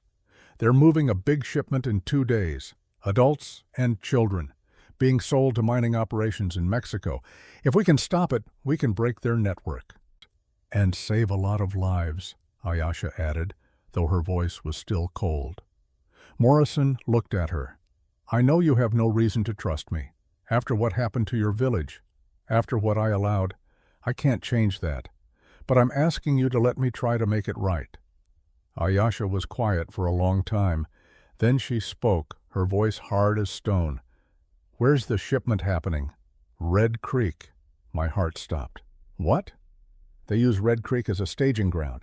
The town's abandoned, no witnesses. Perfect place to gather captives before moving them south. Morrison looked at me. I think Thornton chose it deliberately. One more insult to your family's memory. I couldn't speak, couldn't think. Red Creek, where Sarah and Emma died, where everything ended, and now where everything would be decided. How many men does Fallon have? Dakota asked, his young voice cutting through my shock. 20, maybe more. Thornton called in reinforcements from other circle operations. This is their biggest shipment in years. They're not taking chances. Plus Thornton himself. He's going to oversee this shipment personally. Then we need help, Dr. Santos said. We cannot fight 20 men. I have a unit, 15 soldiers, good men who don't know they've been serving corruption. Morrison looked at me. If you're willing to ride with me, with cavalry, I know that's asking a lot. I looked at Ayasha. She was staring at Morrison with hatred but also calculation. We go, she said finally. Not for you, Captain. For the children they're going to sell. For every family they've destroyed. She paused. And because killing Thornton and Fallon is worth swallowing my pride. Morrison nodded. Fair enough. I finally found my voice. When do we leave? Dawn. My unit is camped 5 miles north. We ride to Red Creek together, hit them before they can move the prisoners. And after? I asked. After we stop the shipment, what happens to Thornton? Morrison's face hardened. He stands trial for murder, corruption, conspiracy. I'll testify, so will my men. And if he doesn't make it to trial? The captain looked at me steadily. Then justice takes the form it needs to take. We understood each other. The rest of the night passed in fitful sleep and quiet preparation. I sat with my back against stone, watching the stars wheel overhead, thinking about Sarah and Emma. About the fact that I'd spent 3 years hating the wrong people. About the fact that tomorrow I'd ride back to the place where I'd buried them, where I'd said goodbye, where I'd promised them I'd find the truth. And now, finally, I would. Ayasha came to sit beside me as the sky began to lighten. You don't have to do this, she said. We can get these people to safety. Let Morrison handle Thornton. Yes, I do. I have to see it. Have to face him. Have to know. I paused. Do you understand? Better than anyone, she said. When I found the soldiers who killed my parents, I needed to look them in the eyes, needed them to see me and know why they were dying. It didn't heal anything, but it finished something. What did it finish?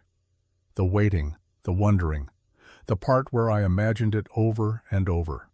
Once it was done, it was done. I could stop reliving it and start surviving it. We sat together as dawn broke, two people who'd come through darkness looking for lost family and found something else instead. Not peace, not absolution, but maybe the beginning of both. Dakota and Mateo were awake now, getting ready. Dr. Santos was checking on the children one more time. Morrison stood at the canyon entrance, keeping watch, a ragtag group of broken people about to ride into hell because it was the right thing to do. As we mounted up, preparing to ride to meet Morrison's unit, I looked back one more time at the mission in the distance. Smoke still rose from it, thin and black against the morning sky. Somewhere in there, Fallon was regrouping. Thornton was planning. El Sussurro was whispering. And in 2 days, at Red Creek, all of us would meet again. But this time, I wouldn't be too late. This time, I'd be ready. This time, the ghosts would finally rest. Let's ride, I said. And we rode toward the rising sun, toward Red Creek, toward the end of 3 years of running, toward whatever truth waited in the ashes of my past. The ride to Morrison's camp took 3 hours. 3 hours of silence broken only by hoofbeats and the wind that never stopped blowing across this God-forsaken land. I kept thinking about Sarah and Emma.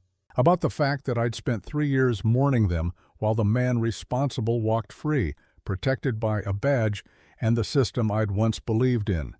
The rage I felt wasn't hot. It was cold, surgical. The kind that doesn't make you stupid, just determined. Morrison's unit was camped in a shallow valley hidden from casual observation. 15 soldiers, like he'd said, young mostly. The kind who'd joined the cavalry thinking they'd be protecting settlers from hostiles, not realizing they were the hostiles in someone else's story. When we rode in, they scrambled to attention. Morrison dismounted, spoke to his sergeant briefly, then turned to us. "My men know we're going after the circle. They know Thornton's dirty, but they don't know the full scope yet." He looked at me. "I think they should hear it from you, a man who lost everything to this corruption." I didn't want to speak, didn't want to bare my soul to strangers, but Ayesha was watching me, and in her eyes I saw understanding. She'd had to tell her story too, had to make people understand why fighting mattered. So I told them about Sarah, who taught Apache children to read because she believed education was a bridge between cultures. About Emma, who collected smooth stones from the creek and gave them names, who laughed at my terrible jokes, who called me Papa in a voice that made everything else in the world stop mattering. Told them about coming home to ash and bone, about the 3 years since, drifting, hunting, trying to find meaning in a world that had taken everything that gave it meaning, and told them about Marshal David Thornton, who'd ordered it all, who'd looked me in the eye at their funeral and told me he was sorry for my loss, knowing he'd caused it. When I finished, the camp was silent. Some of the younger soldiers were crying. The older ones just looked grim. "That's what we're fighting," Morrison said. "Not renegade Indians, not Mexican bandits. We're fighting our own corruption, our own evil. And if we don't stop it at Red Creek, it spreads. More families destroyed, more children sold, more graves." "What's the plan, Captain?" the sergeant asked. His name was Hayes, according to the stripes on his sleeve. He looked like he'd seen combat before, carried himself like someone who knew what violence cost. Morrison pulled out a map, spread it on the ground. We gathered around. "Red Creek is here," he pointed to a spot marked with an X. "Former settlement, abandoned 3 years ago after the Apache raid." He glanced at me, guilt flickering across his face. Or what we were told was an Apache raid. The main street runs east to west. Church at the east end, general store and saloon on the north side, residences on the south.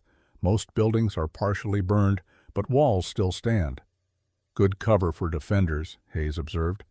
"Yes, which is why we don't attack the town directly. The circle will be holding prisoners in the church. It's the only building still mostly intact. We come in from 3 sides. Sergeant Hayes takes 5 men, approaches from the north. Lieutenant Dawson." He nodded to a young officer. "You take 5, approach from the south. I'll take the remaining men and Mr. Hartigan's group, hit them from the west down the main street." "Classic pincer," Hayes said. "But what if they kill the prisoners when they see us coming?" "They won't," Ayesha said. Everyone turned to look at her. The prisoners are their merchandise. They're worth money. They won't kill them unless they have no other choice. So we don't give them that choice. We hit fast before they can organize. Morrison nodded. "Exactly. Speed and surprise. We attack at dawn tomorrow. That gives us tonight to get in position." "What about Thornton?" I asked. "Where will he be?" "If I know him, he'll be in the church, overseeing the operation personally, making sure everything goes smoothly." Morrison looked at me steadily. "He's mine, Hartigan. I brought this corruption into the light. I take him down."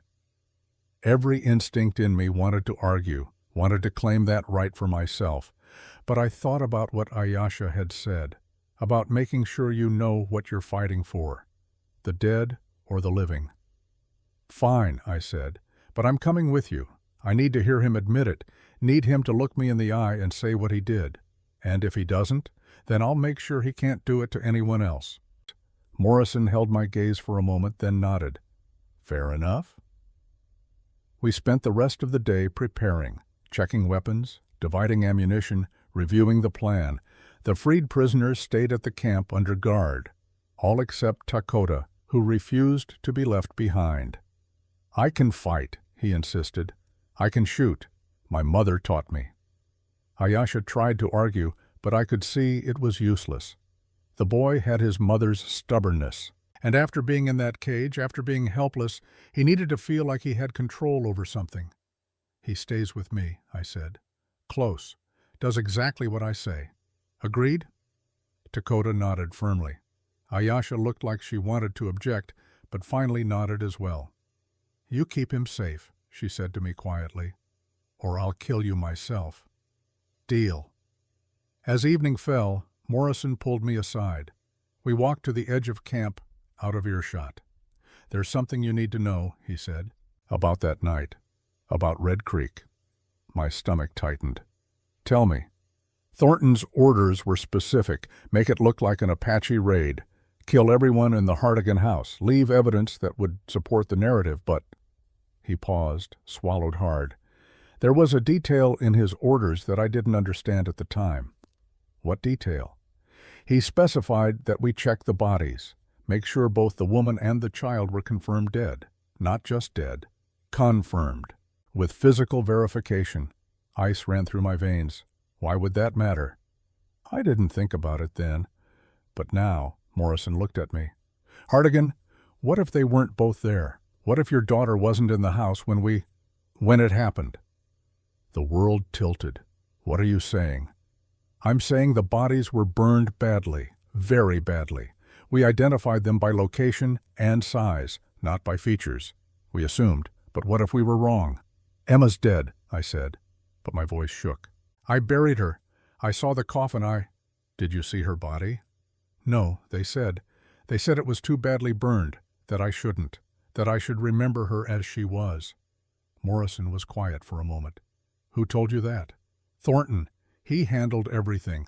The funeral arrangements, the burial, Jesus Christ. If there's even a chance." Morrison started. "Why?" I cut him off. "Why would he fake her death? Why not just kill her with Sarah?" "Because a dead child is a tragedy. A missing child is a mystery. Maybe he kept her alive as insurance, as leverage if you ever got close to the truth. Or," he paused, "or maybe he sold her, through the circle." I couldn't breathe. The possibility, however remote, was suffocating. "I need to know," I whispered. "Tomorrow. When we take Thornton, I need to know if she's alive." "We'll get you answers," Morrison promised. "One way or another." I walked back to camp in a daze. Ayesha was sitting with Dakota and Mateo, sharing what passed for dinner. When she saw my face, she stood immediately. "What happened?" I told her. All of it. The possibility that Emma might be alive, that she might be somewhere in the Circle's network, that 3 years of grief might have been based on a lie within a lie. When I finished, Ayesha was quiet for a long time. Then she reached out, took my hand. Her grip was strong, steady. "We'll find out the truth," she said. "And if she's alive, if there's even a chance, we'll find her." "How can you be so sure?" "Because you found Dakota. Because you saved us when you could have just ridden away. Because you're the kind of man who buries strangers and keeps promises to ghosts." She squeezed my hand. "And because I'll help you, whatever it takes." Something in my chest, something that had been frozen for 3 years, started to thaw, not heal, not yet, but thaw. "Thank you," I managed. She just nodded. No more words needed. That night I couldn't sleep. Kept thinking about Emma, about the possibility that she'd been alive this whole time, somewhere, maybe suffering, maybe hoping I'd come for her. And I'd given up. I'd stopped looking because I'd believed a lie. The guilt was crushing. Around midnight, Mateo appeared beside me. He sat down without asking, the way children do when they sense someone needs company. "You're thinking about your daughter," he said. "How did you know?" "Because you have the same look my papa had when he talked about my mother. She died when I was born. He always said he should have saved her somehow, even though there was nothing he could do. Your papa sounds like a good man." He was. He loved me enough to feel guilty about things that weren't his fault.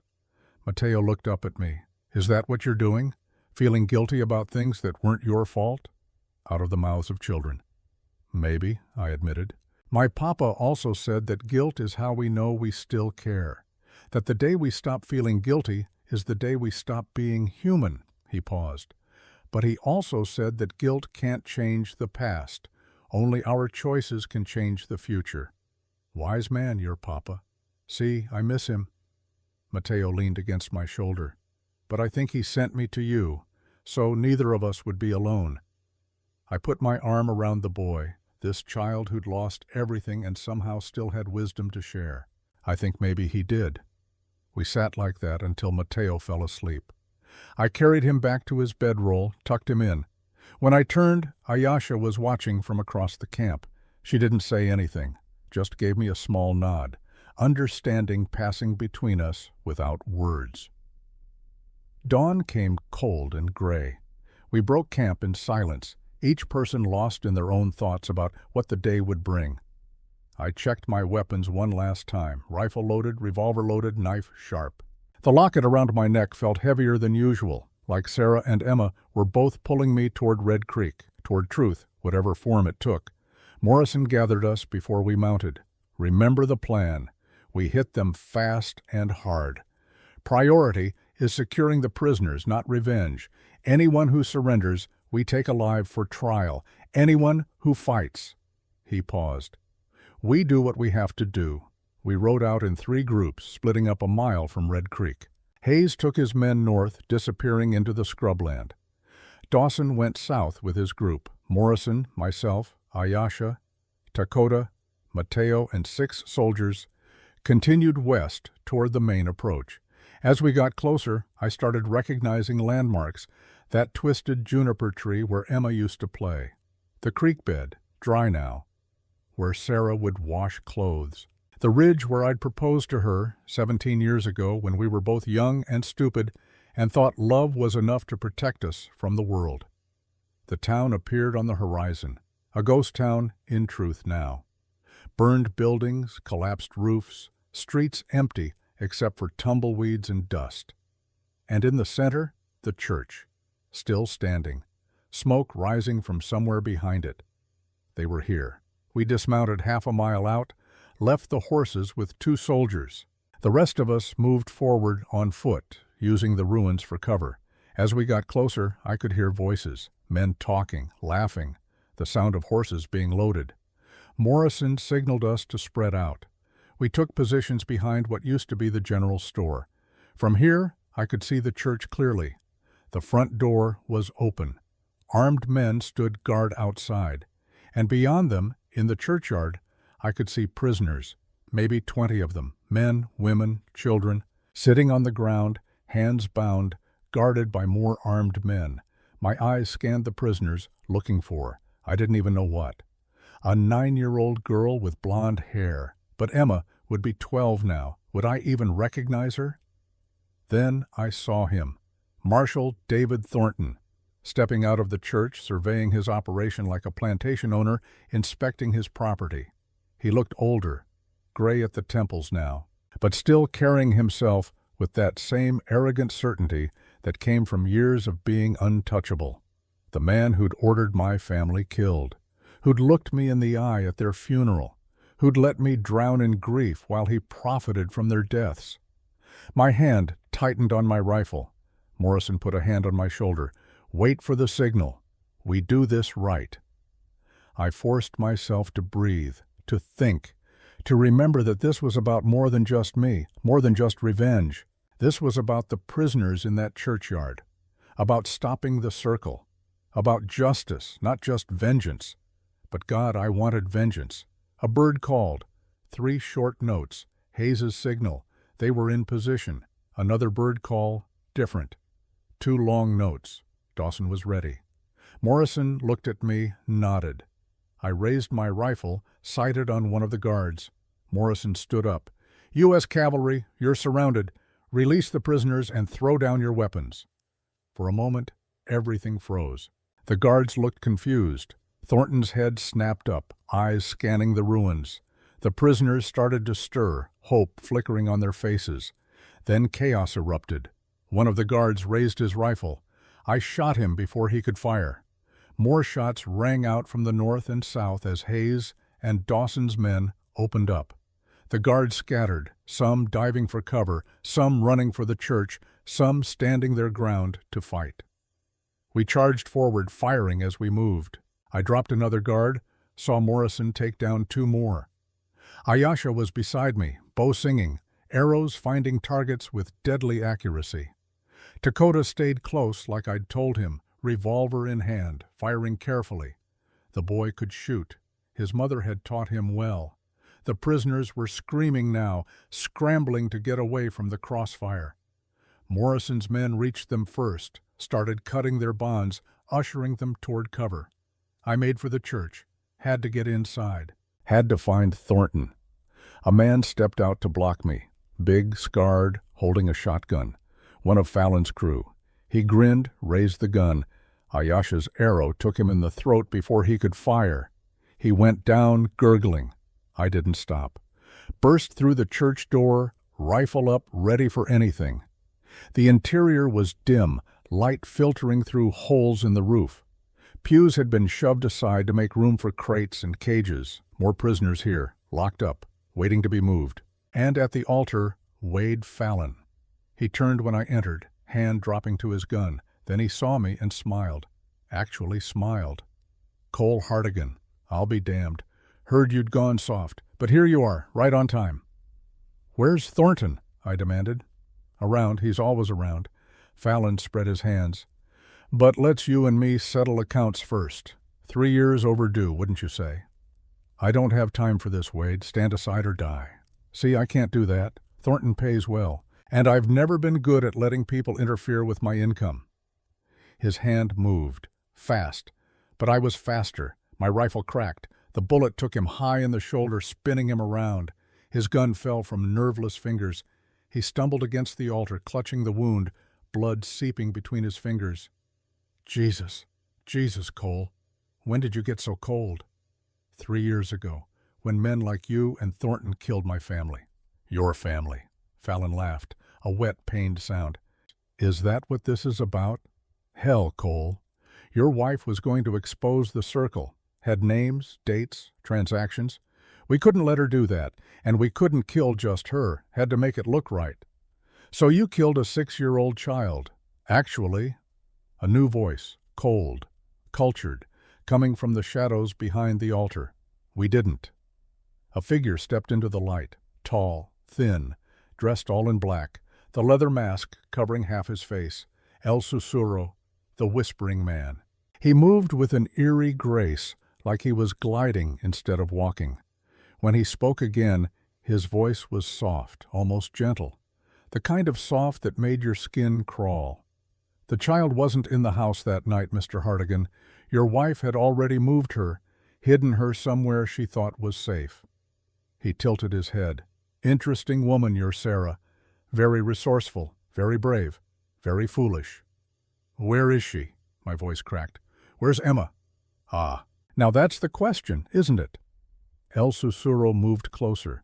Even through the mask, I could feel his eyes on me, studying, evaluating. Tell me, Mr. Hartigan, what would you do to get that answer? What would you sacrifice? Anything, anything. He repeated the word like he was tasting it. How delightfully predictable. But I'm afraid I can't help you.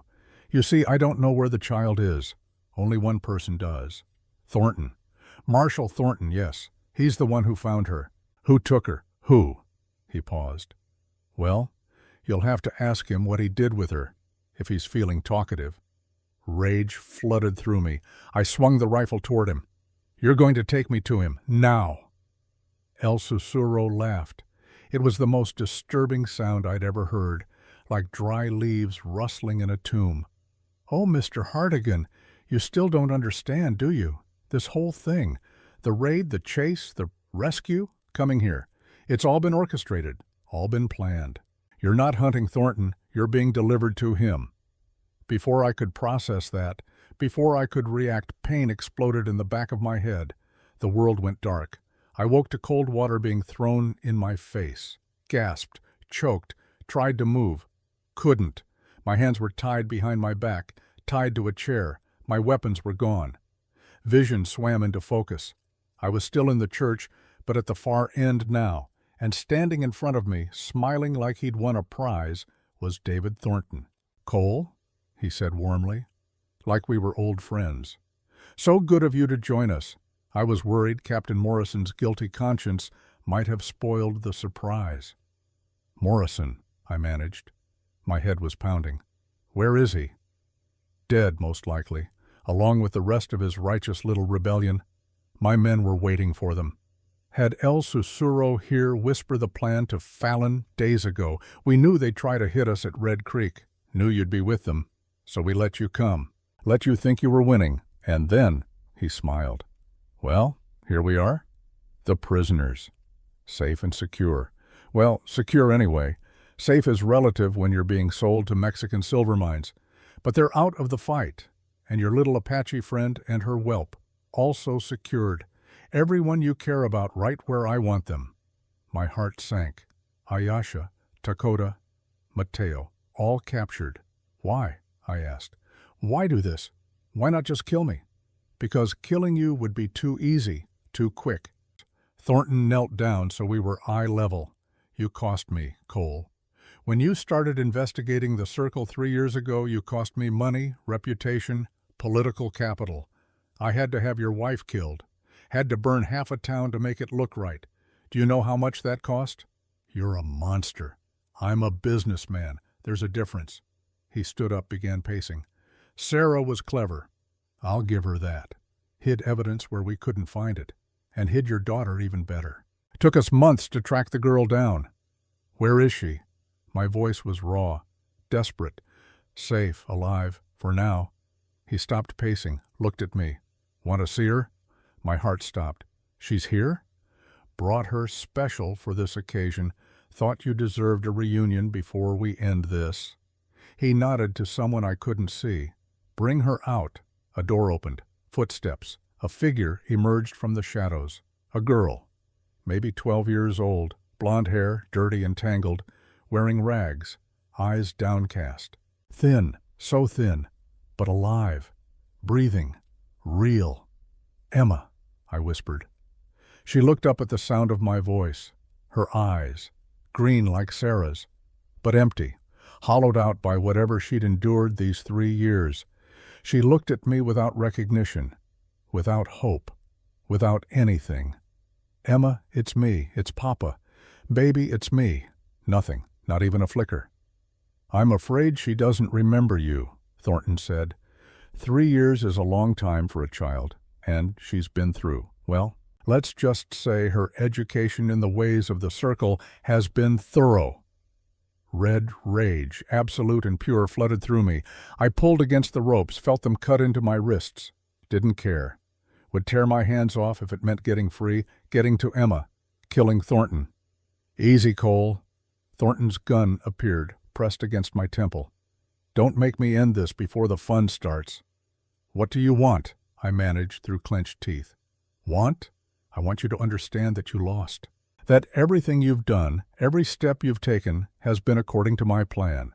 I want you to watch your daughter auctioned off to the highest bidder. I want you to die knowing that you failed her, failed your wife, failed everyone." He leaned close. "And then I want to forget you ever existed."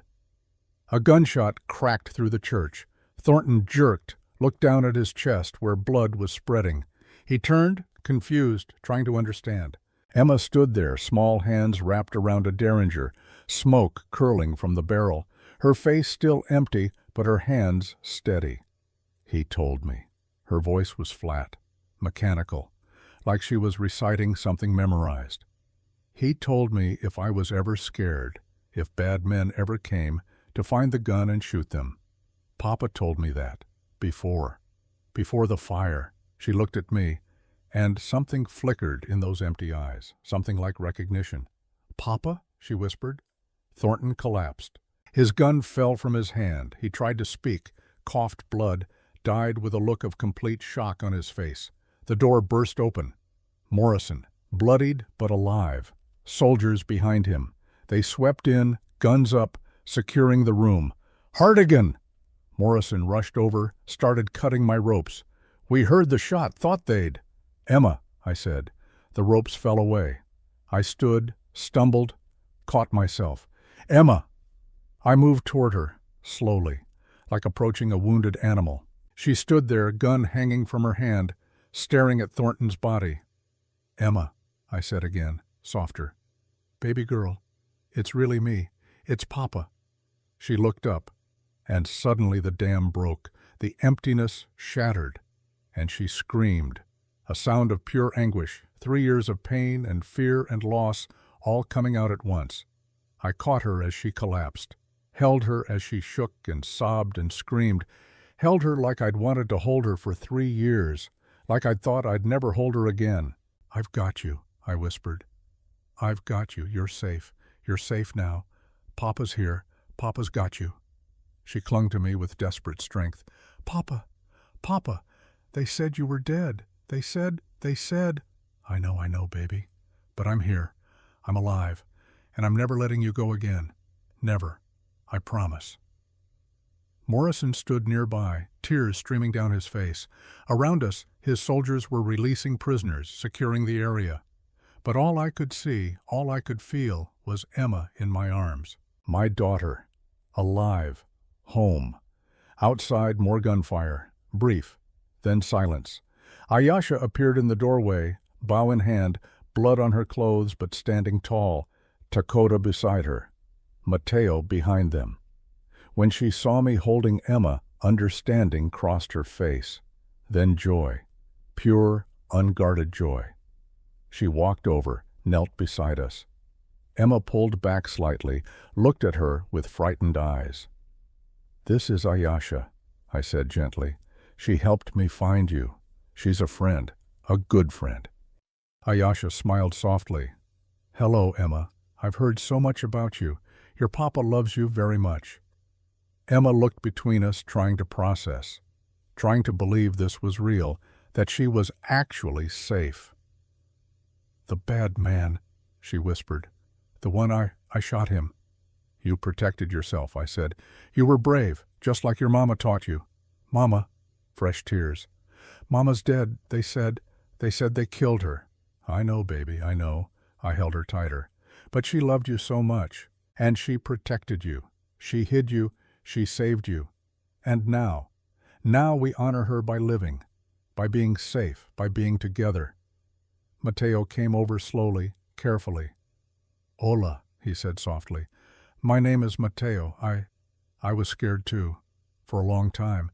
But Senor Cole helped me, and now I'm okay, and you'll be okay too."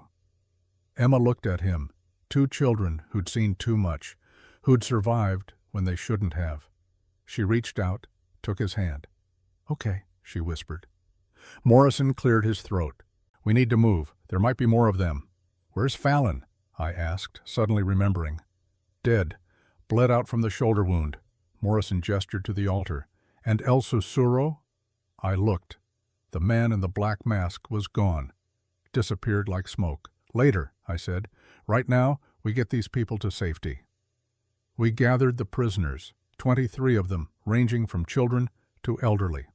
All of them marked by what they'd endured, but alive, saved. As we led them out into the morning light, I kept one arm around Emma, keeping her close. She walked pressed against my side, still not quite believing this was real. Outside, Red Creek looked different. Not like a graveyard anymore, like a battlefield where good had won, where justice, however bloody, had been served. I walked to where our old house had stood, just a burned foundation now, blackened stones and ash. Emma followed, holding my hand. "Mama's here?" she asked. "Not here, but her memory is here. Our family's memory." I knelt down, pulled the locket from around my neck, opened it. Inside, Sarah's photograph, Emma's lock of hair. "I carry this every day," I told her, "every single day, because you both were all I had left. And even when I thought you were gone, I couldn't let you go." Emma touched the locket gently. Can I keep it?" "It's yours, baby. It was always yours." I put it around her neck. She held it close, looked at her mother's face. "I remember her," she whispered. "Not a lot, but Her voice, the way she sang, the way she smelled like lavender. She loved lavender, I said. Grew it in the garden, remember? I remember. We stood there for a while, the three of us, me, Emma, and Sarah's memory, saying goodbye, saying hello, finding a way forward. Ayasha approached quietly. Cole, the prisoners are ready to move. Morrison says there's a town, San Alamos. Half a day's ride. They have a proper marshal there. Can take statements, send word to the territorial government. I nodded, stood up, looked at Red Creek one last time. Goodbye, Sarah, I said quietly. Thank you. For saving her. For being brave. For everything. The wind blew through the ruins. For just a moment, I could have sworn I smelled lavender. Then we turned away. All of us. The survivors. The broken. The saved. And we walked toward the horses, toward San Alamos, toward whatever came next. The ride to San Alamos took most of the day. We moved slowly, accommodating the weakest prisoners, stopping often for water and rest. Emma rode with me, silent mostly, occasionally asking questions about where we were going, what would happen next. I answered as honestly as I could. We'd find her somewhere safe, somewhere she could heal, somewhere she'd never have to be afraid again. Will you stay? She asked at one point. Or will you leave again? The question cut deep. I'm not leaving you, Emma, not ever again. Promise? I promise. She seemed to accept that, leaning back against me, trusting me to keep her safe. Ayasha rode beside us much of the way. At one point, Emma asked about her. Is she your wife? No, I said, just a friend, a good friend. Mama would like her, Emma said quietly. She looks strong. Mama said strong women were important. Your mama was right. Emma was quiet for a moment. Will I be strong like them? You already are, baby. You survived. You protected yourself. That's the strongest thing anyone can do. We reached San Alamos as the sun was setting. It was a proper town. Marshal's office, hotel, general store, saloon, normal, safe. The kind of place where children played in the streets and people didn't check behind them every few seconds for danger. Marshal Ethan Denton met us at the edge of town. He'd been contacted by Morrison's advance rider, knew what was coming. He looked at the group of us, soldiers, prisoners, children, all covered in dust and blood and exhaustion. Jesus, he muttered, then louder, let's get these people fed and sheltered. Doc Miller, he called toward a building, we're going to need you. The next few hours were a blur. Prisoners being examined, fed, given places to sleep, statements being taken, messages being sent to the territorial capital. Morrison coordinating with Denton, making sure everything was documented properly. I stayed with Emma the whole time. Held her hand while the doctor checked her over, sat with her while she ate her first real meal in who knows how long, stayed beside her bed until she fell asleep, then kept watching to make sure she was still breathing, still real, still mine. Ayasha found me there, sitting in a chair beside Emma's bed in the hotel room Denton had provided. She's beautiful, Ayasha said softly. Looks like you. Looks like Sarah, I corrected. No, I see you in her eyes, the determination, the strength. She paused. You did it, Cole. You found her. You saved her. We did it. All of us. Ayasha smiled. Yes, we did. We were quiet for a moment. Then she said, Dakota and I, we'll be leaving tomorrow, going back to the reservation. Try to rebuild. My chest tightened. You're leaving. It's time. Dakota needs to be with his people. I need to try to find some kind of peace. And you need to focus on Emma, help her heal. She was right. I knew she was right, but the thought of her leaving felt wrong somehow. I couldn't have done this without you, I said, and I couldn't have saved Dakota without you. We're even. Is that all we are? Even? Ayasha looked at me for a long moment. In her eyes, I saw everything she wasn't saying, the connection we'd built, the trust, the beginning of something that could have been more if circumstances were different. No, she said finally. We're not even, we're friends, real friends. The kind who've seen each other at their worst and stayed anyway. She reached out, touched my hand, and friends don't say goodbye forever. They say, see you later. See you later, I repeated.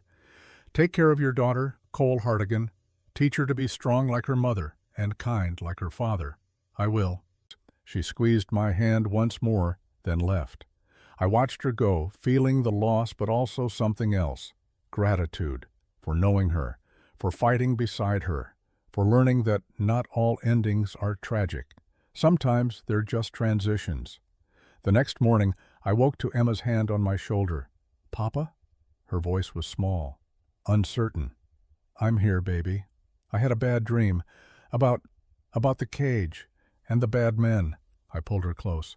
Just a dream. The bad men are gone. You're safe. You're safe. Really safe? Really safe. She relaxed against me. What happens now? Now, I thought about it. Now we figure out how to live again, you and me, together. Where will we go? Wherever you want. We could stay here, or go to Santa Fe, or even further. California, maybe. Your mama always talked about seeing the ocean.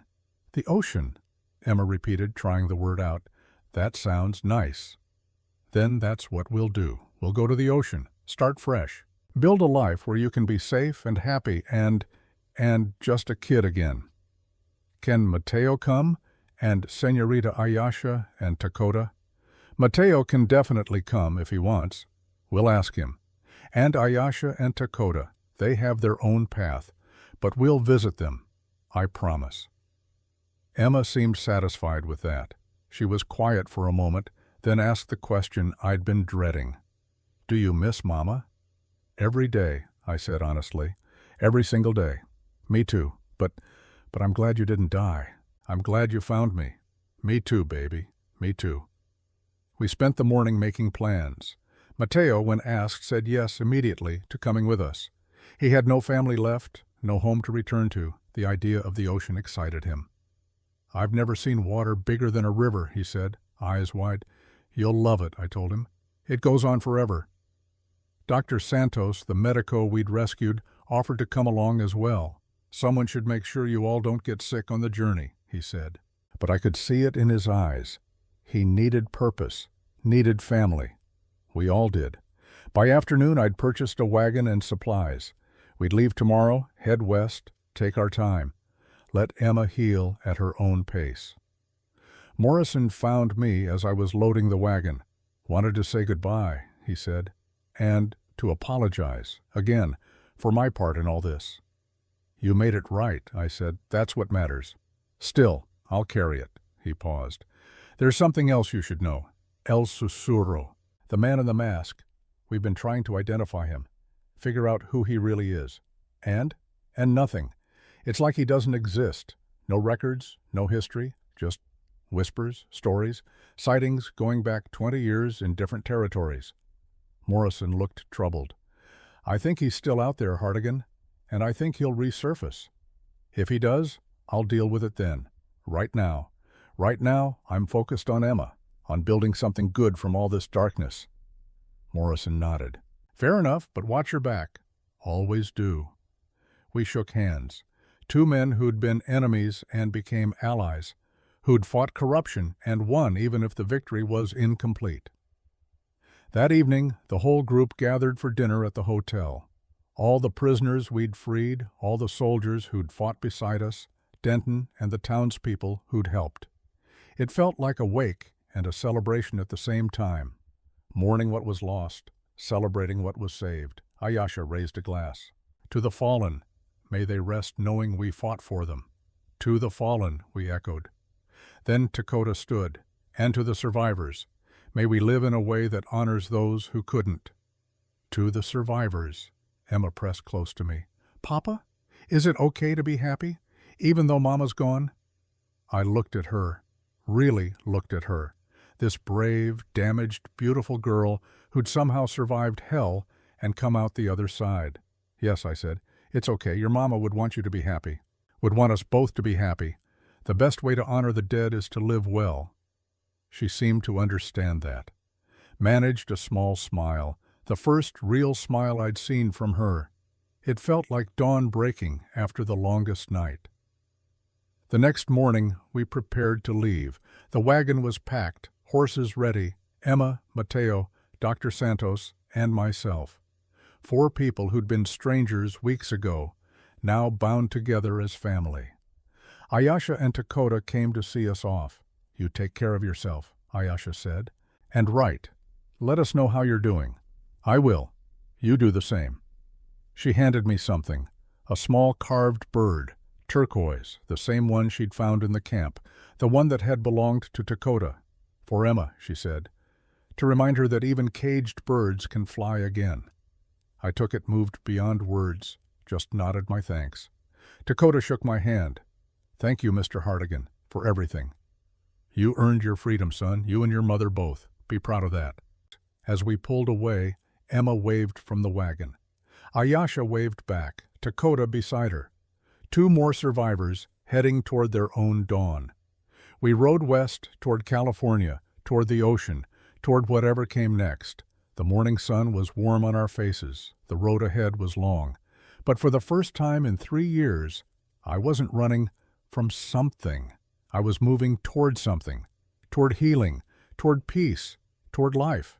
Emma fell asleep leaning against my shoulder, the turquoise bird clutched in her hand. Mateo sat across from us, watching the landscape roll by with wonder. Dr. Santos dozed in the back, and me. I just drove, one hand on the reins, one hand holding my daughter, and for the first time since the night I lost everything, I felt something I thought was gone forever: hope. The desert stretched before us, vast and beautiful and no longer cruel, just a passage, a place between the darkness we'd left behind and the light we were moving toward. I thought about Sarah, about Ayesha, about all the people who'd helped bring us to this moment, the living and the dead. All of them part of the story, all of them remembered. "Papa?" Emma murmured sleepily. "Yeah, baby? Tell me about Mama, tell me everything." So I did.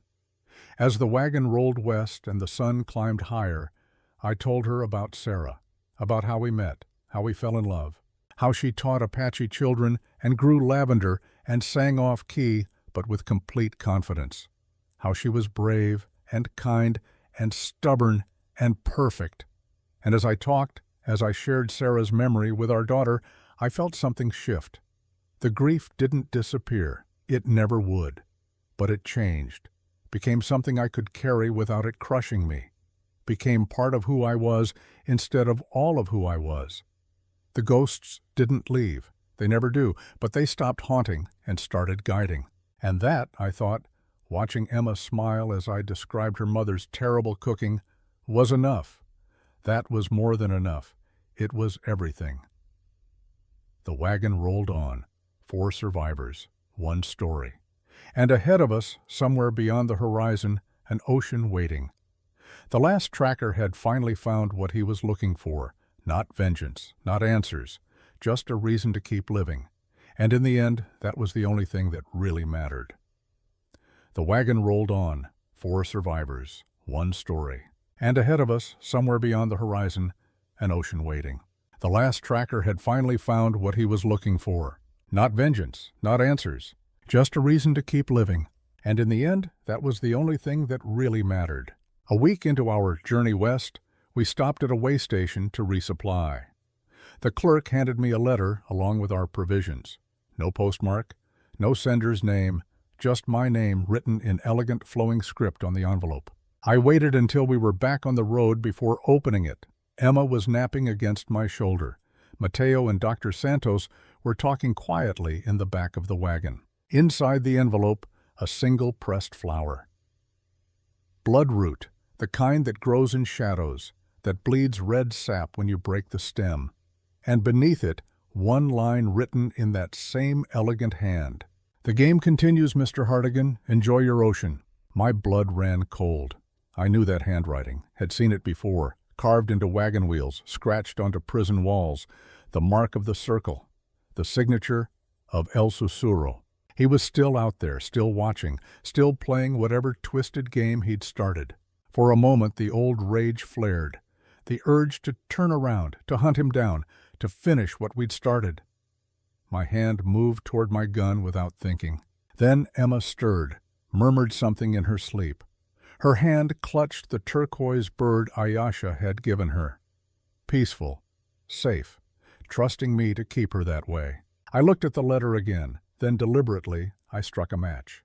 The paper caught fire quickly, curling and blackening. I held it until the flames nearly touched my fingers, then dropped it onto the road behind us, watched it burn to ash in our wagon's dust. "What was that, Papa?" Emma asked, awake now, rubbing her eyes. "Just a letter from a ghost," I said, keeping my voice light. "Nothing important." "A ghost?" She looked worried. "One that doesn't matter anymore." I put my arm around her, pulled her close. "Ghosts can only hurt you if you let them. And I'm not letting any more ghosts into our lives. Not yours, not mine." She seemed satisfied with that, settling back against me. But I knew better. El Susurro was still out there, still whispering in the dark corners of the territory, still running his games. And someday, maybe years from now, our paths would cross again. When that day came, I'd be ready. But not today. Today was for Emma laughing at Mateo's jokes, for Dr. Santos humming old Mexican songs as he drove, for the promise of an ocean I'd never seen, waiting somewhere beyond the western mountains. The ghost could wait. We'd earned our peace, however temporary it might be, however hard we'd have to fight to keep it. And this time I wouldn't fight alone. I looked back one last time at the ashes of the letter scattered across the empty road behind us. Then I turned forward toward the horizon, toward the future, toward home.